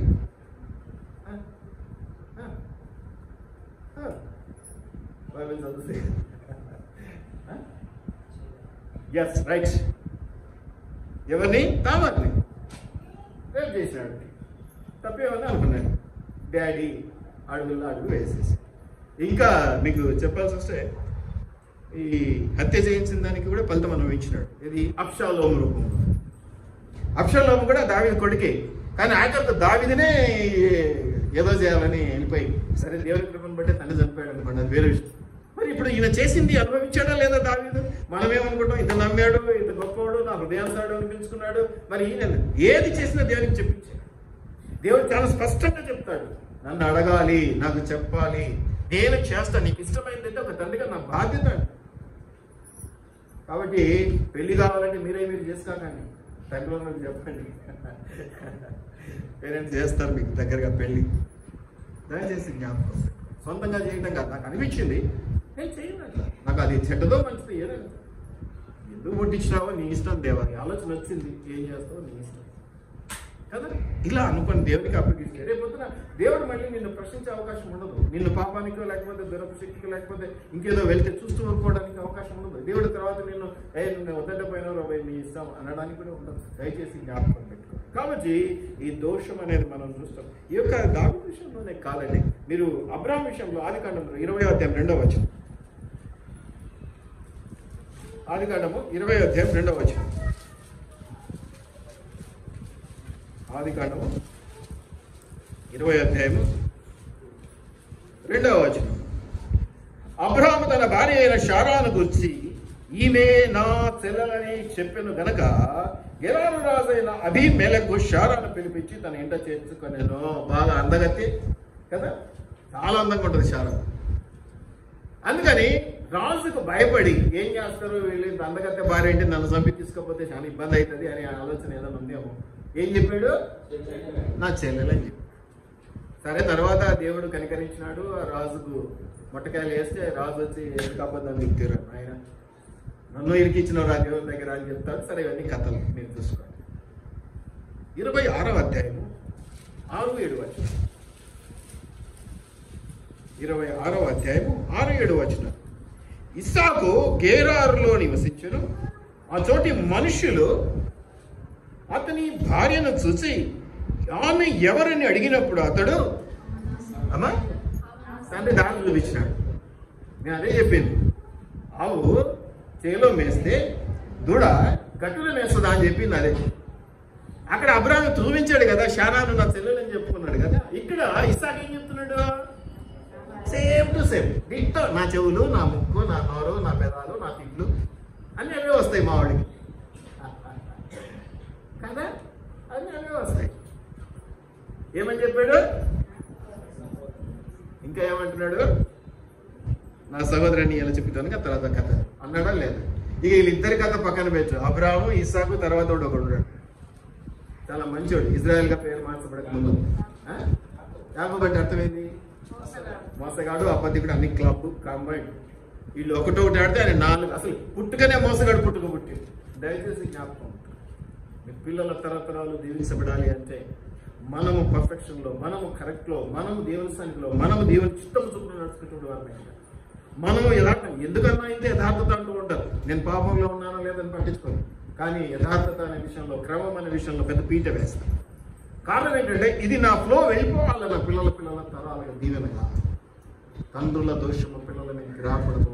తండ్రుల దీవెన, తండ్రులు వర్ధిల్లటం, దేవుని సన్నిధిలో వాళ్ళు అనుభవించే తీపిదనము వెళ్ళాలి వెళ్ళాలి వెళ్ళాలి వెళ్ళాలి వెళ్ళాలి కదా. పిల్లలకు మనం పొద్దున్నే 6 గంటలకు లేపి 9 గంటలకల్లా రెడీ కావాలి, 9:30 కల్లా ఇంట్లో నుంచి బయలుదేరాలి, 10 గంటలకల్లా చర్చిలో ఉండాలి, లేకపోతే కాళ్ళు ఎరగొడతాను అన్నావు అనుకోండి, నువ్వు దీవించబడతానే. నువ్వే 12 గంటలకు లేసి బ్రష్ చేసుకుంటావు అంటే అప్పుడు నువ్వు నీ కొడుకుని లేకపోతే వాడే అంటాడు, ఇంకొక అర్ధగంట డాడీ అంటే ఒకేసారి బ్రష్ చేసుకొని భోజనం చేసి పోదాం చర్చి. తల్లిదండ్రుల దోషం వస్తాయి పిల్లలకు. నువ్వు నేర్పించేదాన్ని బట్టి కదా.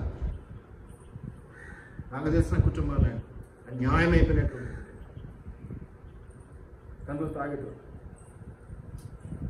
ఆయన తెచ్చి బాటిల్, ఫుల్ బాటిల్ దాచిపెట్టి ఎప్పుడన్నా నేను పోతే ప్రార్థన 5,000 అన్నా బాటిల్, 5,000 అయినా 2,000 అయినా 150 అయినా నేను చంపేదే కదరా, పామే కదా, అదే నేను విషయమే కదరా ఆయన. మనం చూసి బిడ్డ నేర్చుకున్నాడు. తండ్రి చచ్చిపోయినాడు, ప్రాబ్లమ్స్ వచ్చి ఆ తండ్రి ఉద్యోగం పిల్లలకి ఇచ్చినాడు. వాడు కూడా అంతే, తాగిపోతే రోడ్ల మీద ఎన్నో యాక్సిడెంట్లు పడతాయి.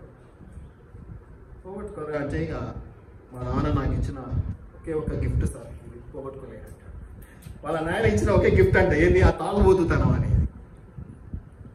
దయచేసి జ్ఞాపకం, పిల్లలు క్షేమంగా ఉండాలంటే మీరు పర్ఫెక్షన్, మీరు కరెక్షన్.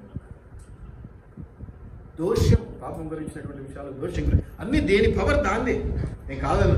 కాకపోతే నేను అనేది ఏంటంటే కట్లపామే, త్రాచుపామే, రక్తపింజరి అన్ని పాములు ఇవన్నీ. ఇక అనకొండలు కొన్నిటి నుంచే మనం బయటపడగలుగుతాం. ఆ కాట్ల కొన్నిటి నుంచి బయటపడలేదు. కాటు పడ్డదంటే నాశనం, ప్రాణం పోతుంది, జీవం పోతుంది అన్నమాట, జీవం పోతుంది.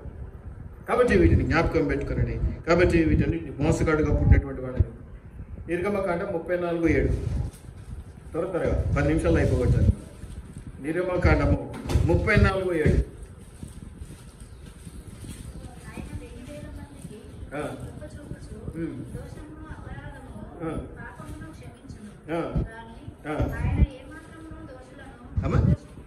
క్షమించును. మీరు అక్కడ గమనించండి, మొట్టమొదటి మాటలో 7వ అధ్యాయంలో 7వ వచనంలో 34:7లో ఆయన 1000 మందికి కృపను చూపుచు దోషము ఏమేమి క్షమిస్తాడట, దోషమును, అపరాధమును, పాపమును. మూడు మాటలు ఇక్కడే వచ్చినాయి చూసినారా, మనం టాపిక్ లో హైలైట్ అయినటువంటి మాటలు. పాపము, దోషము, అపరాధము మూడింటి కూడా క్షమిస్తాడట. క్షమించును కానీ దోషము దగ్గర మాత్రం బిగించి పట్టుకుంటాడట. ఏంటంటే ఆ దోషం దగ్గర బిగించి పట్టుకునేది ఆయన దేవుడు ఎంతక క్షమించిన తర్వాత ఇక దోషి నిర్దోషి కాకుండా ఏమైతాడమ్మా, క్షమించాక ఇంకేముంది అంటే ఈ దోషం విషయంలో ఇంకేదో మరక ఉండిపోద్ది. మనకి కడుగుతాడు దేవుడు క్షమించి, కానీ ఆ మరకేదో పాపం అయితే పూర్తిగా కడిగివేయబడుతుంది, పోతుంది. ఎందుకంటే ఏసే రక్తం, ఇది కూడా ఏసే రక్తం అయినా కూడా ఏదో ఉంది దాని ఎఫెక్ట్. దానివల్ల ఏం జరుగుతుందట, దోషములను 3-4 తరముల వరకు తండ్రుల దోషమును పైన మొదట్లో చదివింది కుమారుల వరకే. ఈడ నాకు ఇంకా భయం కాదు. అంటే మనమళ్ళు మునిమనుల దాకా తీసుకొస్తారు. అవసరమా? ఎస్ అంటే అయిపోయింది, ఓకే సార్ ఏదో నష్టమో కష్టం నేను పడతాము అని ముందుకు వస్తే సరిపోలేదు. దేవుని కోసం, దేవుని మాట కోసం, దేవుని చిత్తం కోసం అమాత్రం బాధ భరించలేమా? యోగులో ఉందా? ఏమన్నది? సుఖానికైనా సంతోషానికైనా కీడుకు నష్టానికి తగమా అంటాడు. అంటే ఏదైనా దేవుడు తన ఇష్టం కొద్ది ఏదో నీకు ఇష్టం లేదే అడిగాడు అనుకో, అబ్బా ఇస్తాడువే అని దొరుకుకోవడమేనా? ఇవ్వటానికి నీకు మనసు రాదా? ఇవ్వటానికి మీకు మనసు రాదా? యోగులో ఉందా మాట? మేలుకో సంతోషానికేనా, కీడుకో, లేకపోతే దేవుడు ఏదైనా మనకు నష్టం కలిగేది అడిగితే మనం ఇవ్వటానికి వెనక అడుగేద్దామా? అది మంచిదేనా అంటాడుగా. ఉందా లేదా వాక్యం? ఉంటే ఎవరైనా తీసి పెట్టుకోండి, మళ్ళీ అవకాశం ఇస్తాను చదువు.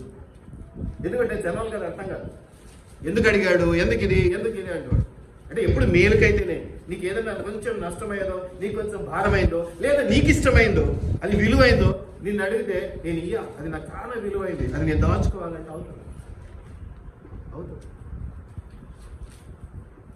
యోబు అందుకే అంటాడు, తగమా అప్పుడు కూడా మనం ఇచ్చే స్థితిలోనే ఉండాలి. తీసుకునేటప్పుడు ఎంతగా ఆశగా తీసుకుంటామో ఇచ్చేటప్పుడు కూడా అంతే సంతోషంగా, అది ఏదైనప్పటికీ కూడా అది నాకు నష్టాన్ని కలిగించవచ్చు, నాకు నష్టాన్ని కలిగించవచ్చు. అది దేవుని చిత్తంలో ఉంది, నేను దాన్ని ఒప్పుకుంటాను, యాక్సెప్ట్ చేస్తాను, అంతే. అది ఏదైనా నా కుటుంబ విషయాల్లో కానీ, నా ఉద్యోగ విషయాల్లో కానీ, కాపరిగా ఈ విషయాల్లో కానీ, ఏ విషయాల్లోనైనా సరే దేవుని చిత్తం అదే అయినప్పుడు నేను నష్టపరచబడడం, నేను దుఃఖించబడడం, నేను దీవించబడడం ఎలాగుందో ఈ రెండింటిని కూడా, నేను నష్టపోయినా దుఃఖపడ్డా ఈ రెండింటిని సంతోషంగా ఎలాగ ఆశీర్వాదం ఉన్నప్పుడు ఉంటానో అలాగే ఉంటాను. రెండింటికి సమానమే. దేవుడు ఇచ్చిన దేవుడే, ఇవ్వకపోయినా దేవుడు ఇచ్చి పరీక్షిస్తాడు, ఇవ్వకుండా పరీక్షిస్తాడు. కానీ నేనేమంటాను తెలుసా, ఇచ్చి పరీక్షిస్తాడు, ఇవ్వకుండా పరీక్షిస్తాడు, తీసుకొని కూడా పరీక్షిస్తాడు. ఎందుకంటే ఇస్సాకును బలిగా అర్పించడం అనేది సాక్ష్యం. లేక ఆయనే ఇచ్చిన కొడుకు. ఇప్పుడు ఈ శరీరము, ఈ బలము, ఈ డబ్బు ఇంత దేవుడు ఇచ్చింది అంటాం. మరి దేవుడు ఇచ్చింది తిరిగి దేవునికి ఏమంటే అబ్బా నేను ఇస్తానా కదా, పగలు పోతూ చెప్తాం, ప్రేమగా చెప్తాం, అబ్బా నేనా నీకా అబ్బా అంట. అయిపోయా ఏం తెచ్చి పెట్టుకుంటుంది, దోషం. ఇప్పుడు నువ్వు తెలిసి చేస్తున్నావా తెలియక చేస్తున్నావు, నీ దృష్టిలో నేను తెలియక చేస్తున్నాను అనుకుంటున్నావు. కానీ దేవుడు ఏమంటాడు, అది అన్యులకు తెలియక చేస్తే క్షమించబడతారనే మాట వాళ్ళకి, నీకు నాకేందే 10 సంవత్సరాలైంది, 20 సంవత్సరాలైంది, 50 సంవత్సరాలైంది మీ బాప్తిజం తీసుకొని ఇంకా మనకు కూడా తెలియక చేసి ఇది మేము క్షమించబడతామని ఎందుకు? అది ఎక్కడ నుంచి వచ్చింది? అది భ్రమపరచు ఆత్మ సాధారణ. నీకు శిక్షా విధి కలుగుటకే దయచేసి మనం అట్లా ఉండకూడదు. ఎక్కడ చక్కటి మాటలు ఉన్నాయి. మరి ఏమంటాడు చూడండి, తమ పిల్లల మీదకు, చాలా చక్కటి మాట, కుమారుల మీదకి నేను రప్పించునని ప్రకటించను. జాగ్రత్త. ఒక్క తరం అంటే ఏమనుకోవచ్చు, వాళ్ళ పిల్లల తరం ఎవరమైనా అట్లా ఊరుకోగలమాట. నా తప్పు నా వరకే ఉంటే పర్వాలేదు, పిల్లలకు వస్తుందంటేనే మనం వరుసుకోవాలి. అటువంటిది పిల్లల తరం వరకు అంటే చేయగలం అసలు దాన్ని మనం? అసలు దేవుని దగ్గరికి పోయి ఏం మొదలు పెట్టుకుంటాం? అసలు చేసే అవకాశమే వద్దు, మాకు వద్దు, దాని జోలికి పోకూడదు. దోషం అంత పవర్ఫుల్. ఆ దోషంలో నువ్వేమనుకుంటున్నావు అది కాదు, దేవుడు ఏమనుకుంటున్నాడు అది ముఖ్యం. నీకు నచ్చంది కాదు, నీకు నచ్చంది నీ ప్రాణం పోయేది అడిగినా కూడా నువ్వు చేసి తీరాలి. ఇంకా కొంతమంది చెప్తారు సంఘం కోసం, కాపరి కోసం, దేవుని కోసం అని. అన్ని మమ్మల్ని కూడా మేము కలిపేసుకుంటాం. ఎందుకంటే మాకు కూడా కావాలి కదా, ఏదో దేవుని కోసం అంటే దేవుడు మమ్మల్ని పెట్టాడు, మాకు కూడా పెట్టాల్సింది. ఇచ్చి నష్టపోయిన వాడు లేడు, ఇవ్వకుండా ఆపుకొని బాగుపడ్డవాడు లేడు కదా. ఈ కానుకల విషయంలో ఏదో చెప్తారు, పంట విషయంలో దేవుడు ఏమంటాడు, ఇచ్చి నష్టం, నువ్వు నాకు ఇచ్చావు, నీకు నష్టం ఏమీ జరగదు. నాకు సంతోషాన్ని ఇచ్చావు, నాకు సమాధానాన్ని ఇచ్చావు, నాకు దీవెనిచ్చావు, కడుపు కింద తిండి పెట్టావు, చిన్న బలహీనతకి ఏదో చోటు ఇచ్చావు, మందులు ఇచ్చావు, మాకులు ఇచ్చావు. ఇన్ని లెక్క కట్టినా దేవుడు ఏమంటాడు, నేను ఆకలితో వంటిని నువ్వు చేయకపోతుంది. దయచేసి అవకాశం వచ్చినప్పుడు చేసి దాని దీవెన బిగించి పట్టుకో. తెలివైన వారి లక్షణం ఏంటంటే అవకాశాలు రావు, వచ్చినప్పుడు ఏం చేయాలి, వద్దనుకొని పక్కకు జరగటం కాదు, తెగింపు కాదు. ఏదైనా సరే చిన్న బిజినెస్కి చిన్న రిస్క్ ఉంటుంది, పెద్ద బిజినెస్కి పెద్ద రిస్క్. నీకు పెద్ద దీవెన కావాలన్నప్పుడు పెద్ద విలువైనవే నువ్వు సమర్పించుకోవాలి. జీవితాలు సమర్పించుకోవటం అంటే విలువైనవి కాబట్టి వారిని ఆశీర్వదిస్తున్నాడు దేవుడు. సేవకులుగా ఉన్న వాళ్ళని కానీ, ఏదో కొంతమంది ఎవాల్యూస్లు అంటారు, వాళ్ళు వీళ్ళు సేవలు ఉండేవాళ్ళు. దయచేసి జ్ఞాపకం పెట్టుకోండి, పాపము, దోషము, అపరాధానికి ఇంకా మనకు సమయం దొరికేటట్టు లేదు. కానీ 2 మాటలు చూపించేసి నేను ముగిస్తాను. మరి మత్తయి సువార్త 1వ అధ్యాయంలో మనం చూస్తాము. మీకు టైం లేదు కాబట్టి ఒక మాటలో చెప్పేస్తాను. ఏమని ఉందో తెలుసా? 2 వ్యక్తులు నేను చూపిస్తాను, రాహాబు, రూతు. వీళ్ళిద్దరూ దేవుని వంశంలోకి లిస్టులోకి వచ్చేసారు. మత్తయి సువార్తలో ఆ వంశావళి అనేటువంటి మాటలో దీని వల్ల ఇద్దరిని చూస్తారు. వాళ్ళిద్దరూ దేవుని బిడ్డలు, మంచి విశ్వాసులు, యూదులు కదా. ఎవరు? రాహాబు ఎవరు? కనానీయురాలు. రూత్ ఎవరు? మోయాబీయురాలు. ఇద్దరు అన్నిలే, కానీ మాట దేవుని కొరకు ఏదైనా చేయడానికి నేను సిద్ధమని ముందుకు వచ్చాను. అసలు ఏది అడగక్కర్లేదా, ఏదైనా సరే నేను రెడీ అన్నాను. అందుకని దేవుడు ఏమని చేశాడు, తీసుకొచ్చాడు తన వంశావళిలోని వాళ్ళని తీసుకొచ్చి పెట్టాడు. రాహాబు ఎవరు మీకు అందరికీ తెలుసు. రాహాబు వేశ్య. ఆ వేశ్యం తీసుకొచ్చేసి ఎవరి లిస్టులో పెట్టించాడు దేవుడు? రూత్ ఎవరు? ఒక పక్క వేశ్య, ఒక పక్క కనానీయురాలు, యూదురాలు కాదు. అట్లాగే రూతు మోయాబీయురాలు. ఈ మోయాబులు, అమ్మోనీయులు ఇలా కథలు తెలుసు కదా. ఎట్లా వచ్చినారు? ఏ వంశం అని? నోవాహు టైంలో నోవాహు పిల్లలు తమ కుమారుడు. మరి అది కూడా మహాపెద్ద పాపం. ఇప్పుడు అందరూ మనల్ని టార్గెట్ చేసి ఇవే హైలైట్ చేసి చూపిస్తూ ఉంటారు కదా. నోవాహు బిడ్డలతో పిల్లల్ని కన్నారు. ఒకళ్ళు మోయాబీయులకు మూల పురుషుడు, ఇంకొకడు అమోరీయులకు మూల పురుషుడు అని చెప్తా ఉంటారు. అది మీరు గమనించవచ్చు. మీరు ఆదికాండము 19:30. మరి ఇవన్నీ మరి దేవుడు ఎట్లా క్షమించినాడు? ఇవన్నీ ఈ రోజుల్లో ఇంత పెద్ద పాపాలు కదా. ఆ రోజుల్లో కూడా దేవుడు పాపాలనే చెప్పినాడు. ఒక స్టేజ్ వరకే జనరేషన్ అలా నడిచిందేమో మనకు తెలియదు, కానీ ఆ తర్వాత చట్టాలు తెచ్చినాడు. పరిత్యాగ పత్రిక అంటే ఏంటో, ఈవెంట్ ఏంటో అన్ని ఒక లెక్క అన్ని క్రమశిక్షణ నేర్పించుకుంటూ వచ్చాడు దేవుడు. అయినా కూడా వాళ్ళు తప్పు చేశారు. వాళ్ళు తప్పు చేసినా వాళ్ళ దోష శిక్ష ఎలా వచ్చింది? దైవత్వంలో నుంచి పక్కకు జరిగేది అంతే. కనానీయులు, మోయాబీయులు, అమ్మోనీయులుగా వాళ్ళు ఉన్నారు. ఆదికాండం 19:31, 32 వచనాలు, 37 వచనం, 38 వచనంలో ఈ మాటలు చూస్తాం. ఎందుకు ఇవన్నీ జరుగుతున్నాయంటే హోషేయ 4:6 చెప్తాడు, నా ప్రజలు జ్ఞానమే. వాళ్ళు ఏమనుకుంటున్నారంటే వాళ్ళకున్న జ్ఞానమే గొప్ప జ్ఞానం అంట. ఇప్పుడు నేను ఏదైనా అడిగాను, ఏదైనా చెప్పానంటే వాళ్ళ జ్ఞానం మేరకు దాన్ని ఆలోచన చేసేసి ఇది ఇట్లా అది ఇట్లా అని తీర్మానం చేస్తాను. అందుకే ఎప్పుడు కూడా దావీదు ఏమంటే నన్ను బట్టి కాదు నిన్ను బట్టి అంటే, నీ జ్ఞానము చొప్పున, నీ కృప చొప్పున, నీ చేతులు పెద్దవి, నీ చేతులు చొప్పున నాకు సాయం చేయంటాడు. నా చేతులు చిన్నవి నాత కాదు.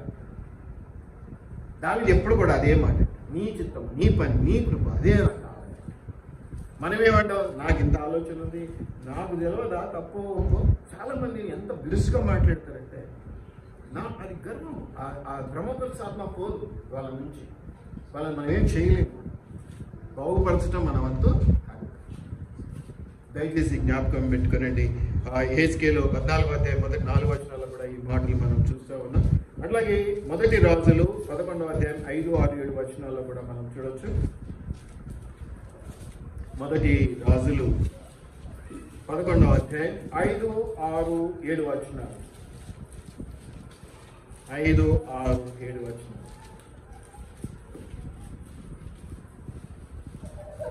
11వ అధ్యాయము 5, 6, 7 వచనాలు. 11వ అధ్యాయము 5, 6, 7 వచనాలు. సొలొమోను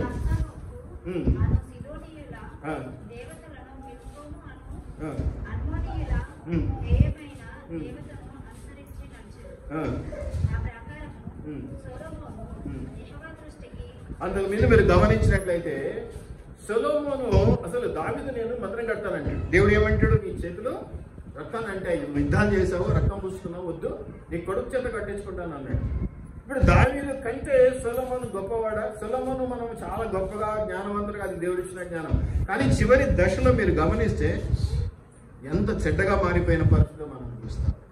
మీరు గమనిస్తే పైన వచనంలో 2వ వచనంలో అవన్నీ కలిసి ఉన్నాయి. అయితే రాజైన సొలొమోను ఫరో కుమార్తెను గాక ఆ జనులలో ఇంకా అనేక మంది పరస్త్రీలను మోహించి కామాతురత గలవాడే వారిని ఉంచుకుంటూ వచ్చాను. అతనికి 700 మంది రాజకుమార్తెలైన భార్యలను, 300 మంది ఉపపత్నులను ఉండేది. 700 మంది భార్యలు, 300 మంది ఉంపుడు గట్టులు, మొత్తం 1000 మంది. ఈ 1000 మందితో కూడా దేవుడు ఏమన్నాడని పక్కన పెడితే వాళ్ళను బట్టి ఏమైపోయిందినా రూట్ మార్చేస్తాడు. దోషము వల్ల ఏం జరిగింది మీకు తర్వాత అధ్యాయాలు మీరు చదువుకోండి. 5, 6, 7 వచనాలు. ఆ తర్వాత 12వ వచనంలో ఏమైంది? మార్చివేసి ఆయన గుళ్ళు కట్టించాడు, నీ బలిపీఠాలు కట్టించాడు. అది కూడా యెరూషలేము మందిరానికి ఎదురుగా కట్టించాడు, కొండ మీద. ఏడ స్థలం దొరకనొచ్చు. సరే, అవన్నీ కాదు, కానీ ఏం పొందుతున్నాడు? దోషము తల్లుల మీద నుంచి వచ్చింది. ఏమన్నాడు? నేను దావీదుకు మాట ఇచ్చాను, ఏమని? నిన్ను నీ కొడుకుని కాపాడుకుంటాను. ఇది దేవుడు చెప్పిన మాట. 12వ వచనంలో ఉంటుంది, చదువుతుంది. కాబట్టి దావీదు విషయంలో వదిలేసి, ఇక నువ్వు కూడా తప్పు చేసావు, వదిలేసి. కానీ కొడుకు దగ్గరికి వచ్చేసరికి రాజ్యాలు తీసిపడేస్తాయి. ఇవ్వనా? అందుకని ఏమన్నాడు? నా ముచ్చట, నా గుర్తు కొద్ది ఒక గోత్రపు రాజ్యాన్ని మాత్రం మీకు ఇస్తాను, మిగిలినవన్నీ మీ ఎద్దు నుంచి తీస్తా అంటే రాజ్యాన్నే కోల్పోయినాడు. సొలొమోను సంతోషమే. సొలొమోను కొడుకు ఏమైంది? 2గా చీలిపోయింది. ఇజ్రాయేలు దేశముగా, యూదా దేశముగా మార్చబడ్డాడు. అందుకే యూదా ఏమైంది? ఒక గోత్రమే, యూదా గోత్రమే వెళ్ళిపోయింది. మనుష్య గోత్రంలో సగం ఉంది అంటారు, కానీ తర్వాత అది వేరే విషయం. మిగతా 10.5 గోత్రాలు 11 గోత్రాలు ఇజ్రాయేల్గా మిగిలిపోయి. తల్లిదండ్రుల దోషము. నువ్వు సంపాదించి పెడతావు, ఈరోజు వాడు మిగిల్చుకుంటాడన్న గ్యారంటీ లేదు. నువ్వు గడిని మిగిలిస్తూ ఉంటావు. మా భాషలను చూసి ఎందుకు సంపాదిస్తారా అనుకో. పండిత పుత్ర పాస్టర్ పుత్ర అనకూడదు, ఎందుకంటే మనం అంతా పాస్టర్లే కాబట్టి. ఈ మాట అంటూ ఉంటే నవ్వుతూ ఉంటారు మా వాళ్ళు, ఏమన్నా సంపాదించాలి కదా. దయచేసి జ్ఞాపకం పెట్టుకోండి. నేను అనుభవిస్తున్నా, నాకు ఒక లెక్క నేను చేశాను, నేను అనుభవించాను అనుకుంటాను. అది కింది దాకా వెళ్తుంది. ఇంకా నా మనవాళ్ళకి మనవరాళ్ళకి మునివన్న వాళ్ళకి అంటే రేగేయాల్సింది. ఎద్దామా వద్దా? ఇప్పుడు మాట విందామా వద్దా? విందావా? ఎట్టింటుంది. మారండి సార్, మీరు మారండి. ఏమీ కాదు, నేను గ్యారెంటీ.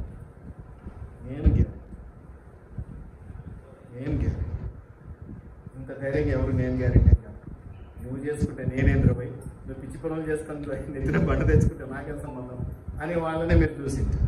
కాకపోతే మీరు కానుకలేయండి, ఏదైనా ప్రార్థన చేస్తాం మీకోసం. నేను మీకు గ్యారెంటీ. నువ్వు ఏం చేసినా దేవుని కొరకు, కాపరి కొరకు, సంఘం కొరకు, అది ఎంత గొప్పదైనా, ఎంత క్లిష్టమైనదైనా, ఎంత విలువైనదైనా, అది నీకు అసలు విలువైంది పెడితేనే కదా. గాజు ముక్క 10 పైసలు పెట్టిన అవసరం, 10 రూపాయలు పెట్టిన అవసరం. అదే వజ్రం కూడా గాజులాగానే కనిపిస్తుంది. దానికి కూడా నువ్వు 10 రూపాయలు పెడతా ఈయన అంటే ఇస్తాడా? ఎంత పెట్టాలి? కోట్లలో పెట్టారు.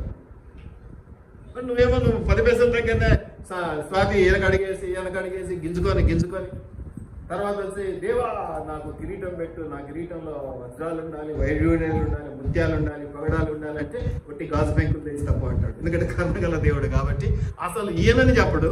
కాకపోతే ఏమిస్తాడు? జస్ట్ గాజు బ్యాంకులు. నేను ఈ జోక్ అంటున్నాను కానీ నిజమే కావచ్చు అనిపిస్తుంది. నిజమే కదా.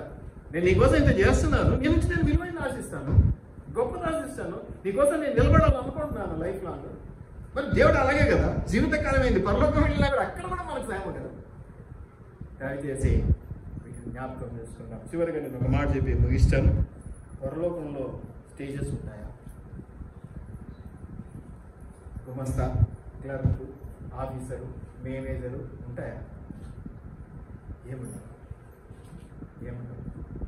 మరి నార్మల్గా బతికి విశ్వాసే ఆయన, నేనేమో ఇంకొంచెం యథార్థంగా ఉండాలని ప్రయత్నం చేసి వెళ్ళాను. మరి మా ఇద్దరికి కూడా స్తుతి ఆరాధన అనుకుంటే ఆరాధించడానికే పెట్టుకుంటాడా? ఏమైనా పనులు కూడా ఆ పనులే లేకపోతే నివాసములు అనే మాట ఎందుకు? నివాసములు ఎందుకు? పర్లోక రాజ్యంలో ఇంకా నివాసాలు ఏంది? అందరం గాలికి బయటనే కదా ఉంటాము. ఎప్పుడు ఆయన స్తుతిస్తూ ఆరాధిస్తున్నాం. నీకు కొత్తగా కాదు, ఎప్పుడు నేను చెప్పేది ఒకటే, పరలోకానికి పోయిన పాటి పని మనకు అంటూ ఉంటాం. జోగ్ కాదు నిజం.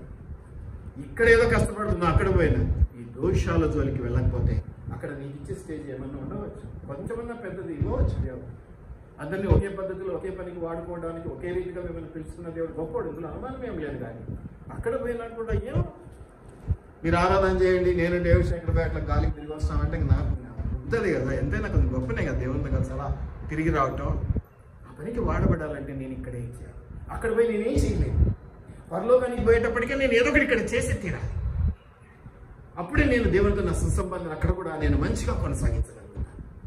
ఏం చేయాలంటే విలువైన పనులు చేయాలి, దేవుని విలువను కాపాడాలి, దేవుని ప్రేమతో మనం నింపబడాలి. నువ్వు అది చేయని రోజున ఎంతో సాక్ష్యాలు ఉన్నాయి. వాటన్నిటిని మనం చూస్తూ ఉన్నాం. పోగొట్టుకుంటూనే ఉంటాం. దయచేసి జ్ఞాపకం పెట్టుకోండి ప్రేమైనటువంటి దేవుని బిడ్డలారా. ఇంకా నేను అపరాధం అనేటువంటి టాపిక్లోకి వెళ్ళనే లేదు.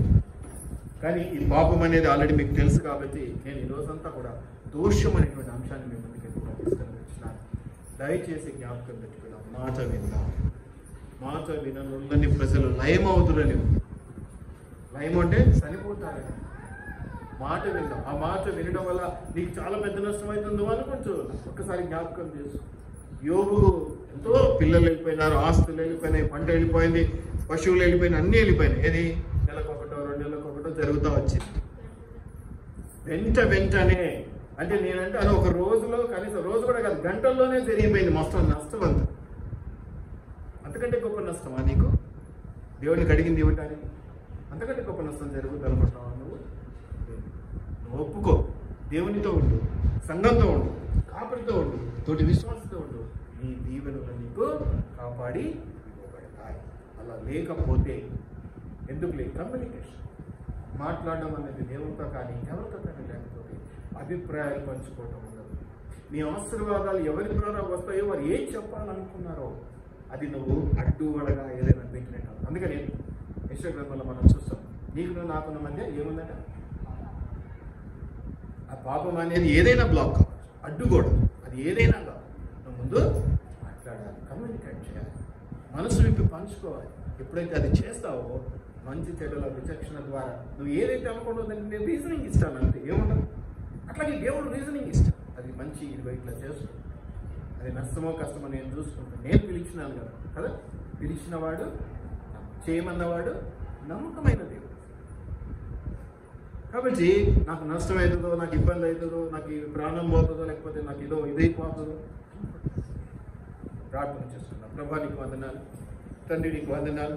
పాపము, దోషము, అపరాధమైనటువంటి అంశాలను మేము జ్ఞాపకం చేసుకోవాలని ప్రయత్నం చేస్తున్నాం ఈరోజు. అయ్యా, దోషముల విషయంలో ఎంత చెడ్డ పరిస్థితులు ఉన్నాయో మేము గమనిస్తున్నాం. దోషముల వైపు వెళ్లకుండా మాకు సహాయం చేయండి నాయన.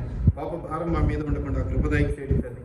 అయ్యా, మా దోషముల భారము, పాపము, అయా శాపము మా యొక్క పిల్లల తరంలోకి రాకుండా క్లీన్ చేయమని వేడుకుంటున్నాం. అయ్యా, వాటిని తొలగించమని వేడుకుంటున్నాం. మా పిల్లల తరములు దీవించబడాలి, అనుకున్నవన్నీ వారికి జరగాలి, గొప్పనైనటువంటి దీవెన సాక్ష్యాలతో వారు ఉండాలని మేము కోరుకుంటున్నాం. దాని కొరకు తల్లిదండ్రులుగా, పెద్దలుగా మేము చేయవలసినవి, మా వంతు మేము చేయవలసినవి, మా వంతు మేము మీకు ఇవ్వవలసినవి చేయడం కృపదయ చేయమని వేడుకుంటున్నాం.